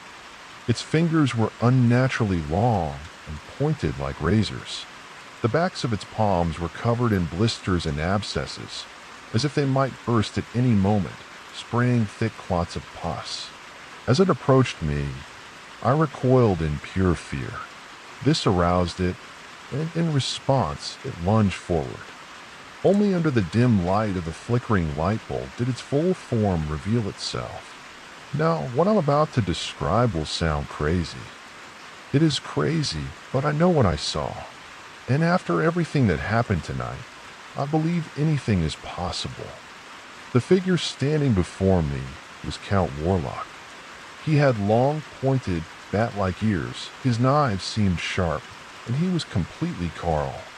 Not a single hair adorned his body. Thick streams of saliva flowed incessantly from his mouth, foaming as the saliva glided past his razor-sharp, almost lethal teeth. His pale, taut skin appeared almost paper-thin, as if concealing an even more terrifying creature beneath. Slowly, he approached, pushing me against the wall near the projector, and pointed his long, razor-sharp fingers threateningly at my neck. I knew the only way out was through the door. In a panic, I grabbed the projector and hurled it with all my strength at the monster's head, shattering it into 1,000 pieces. The creature let out a sickening, inhuman scream as I pushed past it and ran down the hallway toward the stairs. As I did so, the monster slashed at me as if stabbing me with its knife-like fingers. A deep gash ran down my back as I fled. I looked back and saw it still following me. It didn't move like a human, but like a wild animal, running on all fours, slimy globs of saliva dripping from its mouth, leaving sticky trails behind it. In my fear, I forgot where I was going, and before I could react, I clumsily stepped on one of the lower metal steps, lost my balance, and tumbled down a long flight of stairs. As I stopped my descent, my head hit the door leading to the main lobby. My head throbbed and my vision blurred. The last thing I remembered was his shadow slowly descending the stairs before I passed out. I awoke some time later. My first emotion was relentless panic. I searched the room, convinced I'd see Orlok's gaping maw, ready to swallow me. But that wasn't the case. I was still lying at the bottom of the stairs in a small pool of blood running down my back. I breathed a brief sigh of relief before a stabbing pain shot through my body. I had a huge bruise on the right side of my torso and a deep bleeding wound on my head. The bleeding on my back, however, seemed to have stopped. I picked myself up and began to consider what I had just experienced. Was this all real? If a bloodthirsty monster really was after me, why hadn't it finished me off when I fell down the stairs? Perhaps the cut on my back was also from the fall. No, this had to have been real. Even my frightened mind couldn't imagine something so insane. I decided to put all these questions aside for the time being. But I was certain of one thing. The bleeding cut on my head was very real, and if I didn't get to a hospital soon, I would be brooding over this experience for a long time in my next life. With a shaky hand, I grabbed the banister of the stairs and opened the door to the main lobby area. With labored steps, I hobbled to one of the cushioned chairs, sat down, and tried to catch my breath, slowly thinking about what to do next. I should probably go to the hospital, but with this bleeding wound on my head, I felt dizzy, and my leg was so badly injured in the fall that I wasn't able to drive. No, I had to call an ambulance. I had to call 911 or get a coworker to help me because I was faced with a choice. Tell them I saw a fictional lord of the night and subsequently ended up in a mental institution for life, or admit I merely fell down the stairs and hit my head because I was clumsy. Because of my incompetence, I would likely have lost my job as a huge burden to the company. That's what it was, a huge burden, as my sweet psychologist with her curly hair and pearl earrings once called it when she tried to stroke my ego by saying I was physically suitable for the job. But then, during my psychological evaluation, she had told me, with her cold, manicured hands on my shoulder, that I needed further help and that I would never be accepted into the police force because I posed too great a risk. But none of that mattered anymore. In the middle of that miserable movie theater, in the dark of night, bleeding, and with a composite head, I finally had to overcome my pride and call an ambulance. I pulled out my cheap phone and dialed 911. The phone rang once, then twice, and then again, and for a brief moment, I almost thought they weren't going to answer. My fear vanished, however, when I heard the ringing stop and was greeted by the cold, familiar voice of a dispatcher. 911. What's your emergency? Hello. I need an ambulance for the Majestic Theater near Route 5. I had an accident. I tried to hide my face of embarrassment because I had a call for help. Of course, sir. What exactly is your emergency? She asked coldly. I'm a security guard here at the theater, and I unfortunately fell down the stairs, and I'm bleeding quite heavily. You fell, sir? The dispatcher replied in a confused tone. Yes, I tripped and fell down the stairs while making my rounds, I explained, increasingly annoyed by the questions. A brief silence followed, and I almost thought I'd lost the connection. But after what felt like an eternity, the dispatcher spoke again. Sir, I'm afraid I can't help you unless you tell the truth. Her voice was now monotone. I sat there, confused, wondering what she meant. I tried to formulate a reasonable response, but after another moment of silence, she spoke. Sir, I recommend you hide somewhere. There's something in the fog. I was about to reply, but at that moment I heard the familiar beep of my cell phone. The display read, "Call ended." My heart stuttered as I read the text on the screen. Everyone knows that police dispatchers don't usually hang up. My mind raced, and I wondered what she meant. I had lied. How could she have known? What fog was she talking about? I finally lifted my gaze from the phone and saw a thick, heavy fog hanging outside the automatic glass doors. I slowly stared from my chair at the glass doors, hobbling toward the door, half expecting them to open and let in the fog that could engulf the theater, but they remained firmly closed. As I approached the door, I noticed that the pungent stench from earlier had returned, pervading the entire theater. Nausea and dizziness didn't make walking any easier, but I continued my long walk from my seat to the door. Finally, I caught a glimpse of the parking lot outside, or at least what must have been the parking lot. The fog was so thick that it swallowed everything. I could barely see the sidewalk, let alone cars. There was absolutely no way I could drive a vehicle in my condition. Even if I were able to, I would likely get lost in the fog and bleed to death before I could find my car. I turned around to call 911 again when I remembered the dispatcher's words. "There's something in the fog." This sentence sounded so familiar that I had to pause for a moment. Before I could think about it any further, however, I felt a wet slap against the glass. I turned quickly and saw a hand pressed firmly against the door. I stared for a moment. The hand didn't move. It was stuck to the glass like a smeared print. Frozen with fear and confusion, I let out a quiet, hello?" No sooner had I said that than another hand slammed violently against the glass, followed by another and then 3 more. Soon, the sound of numerous palms repeatedly hitting the glass began to shatter. Even in my dazed state from blood loss, I realized that those hands clearly had malicious intentions behind me. The hands struck the glass again, then disappeared into the thick gray fog and struck again. In a panic, I backed away from the doors as quickly as I could. I tried to find an escape route out of the building, but then quickly dismissed that thought. Even if I managed to get outside, I'd get lost in the fog. What'd I do then? Maybe just hope that someone out at 3 a.m. in the middle of the worst fog Arizona has ever seen would come to my aid? No, I'd have to resort to tried and true methods. I rushed to the manager's office to lock the doors. I hobbled to the snack bar, leaning against it for support as the sinister hands continued to pound on a glass. Finally, all I had to do was make it to the stairs. With trembling legs, I made my way to the door leading to the stairwell as the hands continued to pound on a glass. Unfortunately, luck didn't seem to be on my side that evening. As I walked past the soda machine, I stepped into a puddle of Coke and Fanta, slipped, and landed on my back. The fall hurt like hell, but what was even worse was that the sweet soda ran into the wound on my back, sending a searing pain through my entire body. My vision blurred again, and my ears began to ring.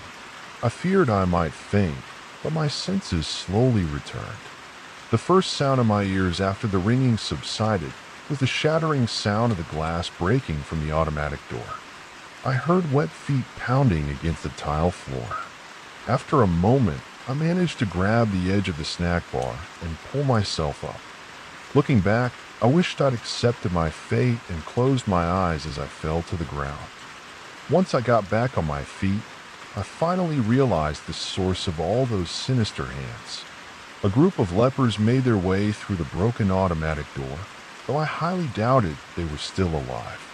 Most of them seemed to possess barely a speck of fat or muscle mass. They looked like skeletons covered in loose, hanging skin. Some of them fell.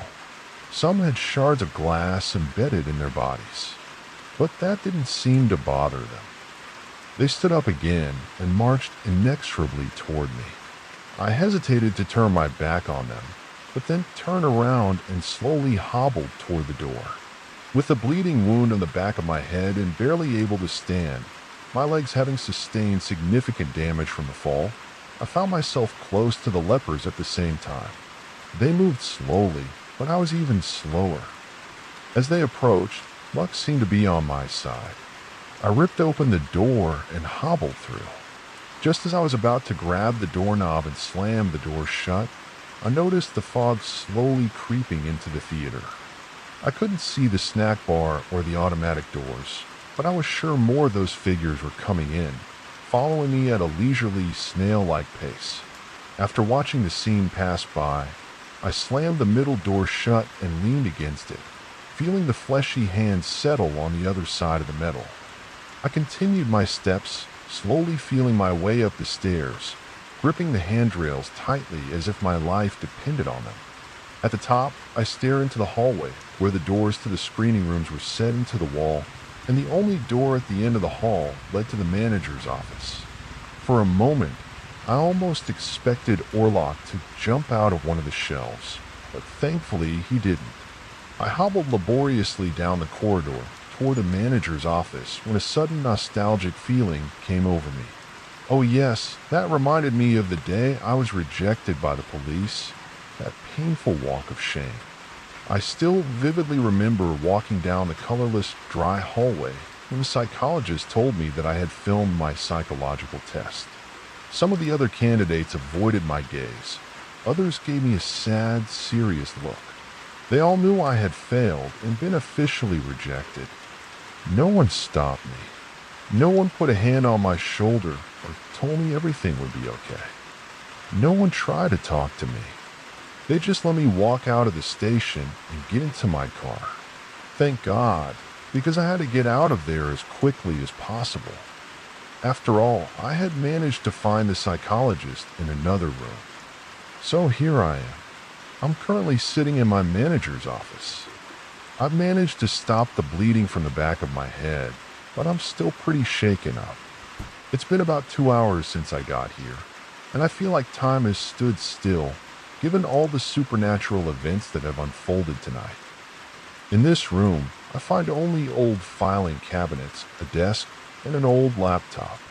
I've already tried to contact the police via the laptop, but it seems there's some kind of interference preventing any connection, which is probably why I can't reach the police. It's most likely the same entity that created all these monstrous apparitions tonight. As some of you may have already guessed, this being seems to be able to imitate movies, especially horror movies. I don't know what or who it is or why it decided I must die. Maybe it's a phantom that's seen all these films since the theater opened and has angered me for some reason. Or maybe I'm simply the hand of karma, coming to take revenge on someone who bears the mark of Cain. Or who knows, maybe it's the ghost of the man who shot himself in the toilet and has now come to haunt me in the theater because he simply can't stand me. Wyatt, as he seemed to transform, took on the form of movie monsters to kill me. Maybe it's just sick humor. Now you might be wondering, if I've been locked in the manager's office for 2 hours, why hasn't the entity transformed back into Orlok to push through the door? Or turn into Jason Voorhees or Jack Torrance and saw through the door again? I don't have any answers, but my guess is that they're giving me a slow death. I don't know what that means. Well, about an hour ago, I smelled that disgusting stench again. Shortly afterward, a thick pink jelly-like substance entered the room through the crack under the door. This bloat, now that it had solidified, slowly spread, reached the ceiling, and began devouring the furniture in the office. First, it devoured the filing cabinet, then the desk. As I was writing this, the filing cabinet had already completely disintegrated and the dust had been consumed. I'm now literally standing in the corner while the gel swirls and threatens to engulf my laptop. My only connection to the outside world. Soon, I'll be next. I like to say I'm not afraid of death, but that would be a lie. The truth is, I'm scared, terribly scared. I would never have wanted to die in a miserable movie theater watching a Lovecraftian horror film. But as I replay the events in my head tonight, something caught my eye. The dispatcher's voice on the phone. I remember that voice exactly. Oh yes, I know it all too well. It was the voice of that damn psychologist. So as I sit here, a blob slowly consuming the room, I wonder what if, by telling the truth, she didn't mean I had to admit I saw Count Olek. What if I had to confess what I did instead? If I confess, that would be the beginning of the death sentence. But that probably dwarfs the slow devouring by the blob. Damn, the keyboard is almost completely engulfed by the blob. Now it's either slash or... Listen, everything I've said so far sounds crazy. It is crazy. But one thing is true. Thrown into the air, then slammed down on the ground, spinning crazily all around was a bright red color. Before her eyelids closed, she saw clearly a thin frozen leaves, plus roadside humidity stopping cold eyes watching her familiar eyes. But the eyes of the deceased, the body of the watery discharge bleeding, no longer resemble the human face eyes wide open love, hurriedly witnessing poetry, little drama shooting yet. Yeah, I would like to thank the audience for paying attention and welcome Gently Hello, and I will see you again in the next stories.